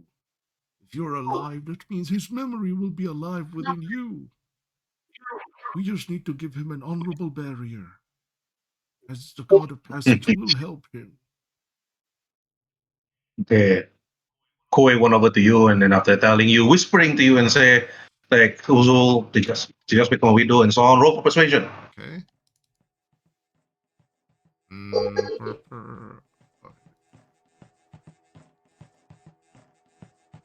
Okay, you consult the mother, but the doctor is still not consulted, still kneeling there. Your action's done. Okay, Rin K, what you do? I hold a little mini what is this thing? Like a eulogy? Like when you make a speech at a dead person's funeral? I'll just say, look, we never knew this man on a personal level, but there are two ladies here who's known him all their lives, and one of them most of their lives, I hope. And he's lived his life serving them, protecting them, and living an honest life, I hope. And here lies the body of a man who did everything he could in his life to bring it meaning and to bring meaning to those who he loved, who loved him, and wherever this man was supposed to go or where he began, that is all over now. But in these two, in his widow and his little daughter, his memory lives on. I truly, truly give you my condolences, and we will make sure that he, although we never knew him, he gets the funeral that he deserves. Hmm.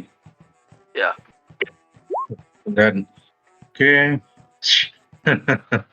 Alright, Koi whispered again to you. Okay, yes, put here. Alright, roll for persuasion. Okay. Okay.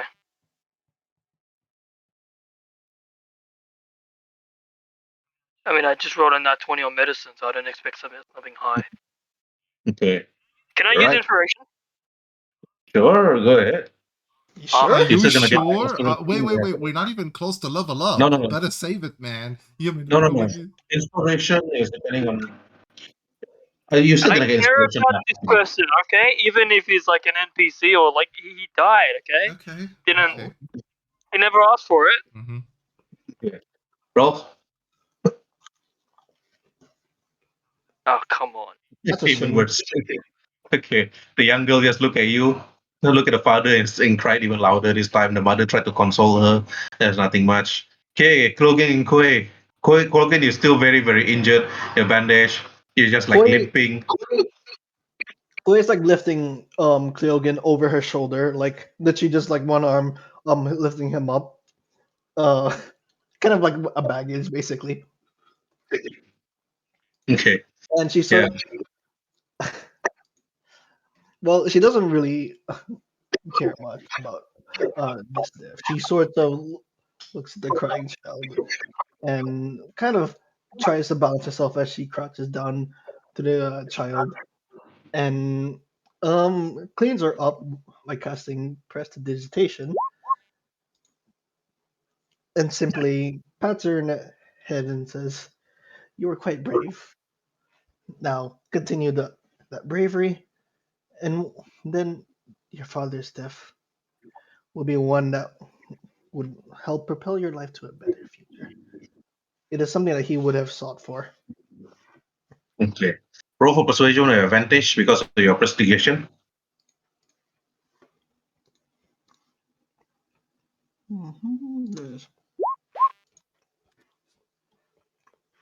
The girl stops crying, looks at you, Koi, runs towards you, hugs you, and then after that, keep on crying. And mother looks at you, looks at her, looks at Uzul, looks at Rhin'zey, and then after that, the widow said, "The cart is destroyed.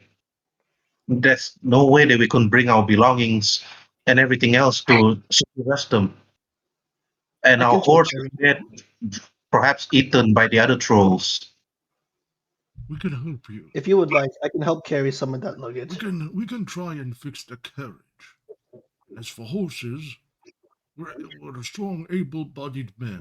We'll take turn pushing the cart if we have to. Strong and The able, forest is huh? completely destroyed. If you want to spend, you don't need to roll for insight for this. The longer you stay here, more trolls will be coming. Oh, okay. In that case, yeah. What kind of luggage do they have? Simple, small chairs, few bags, and few sacks. Mm. All right, man. Can I have Koi help carry them? FYI, she has a strength of 20. Holy moly! Okay, for a frail little girl. Okay, It's- For a little girl. She is okay. literally holding Cleogan with one arm as if it's nothing.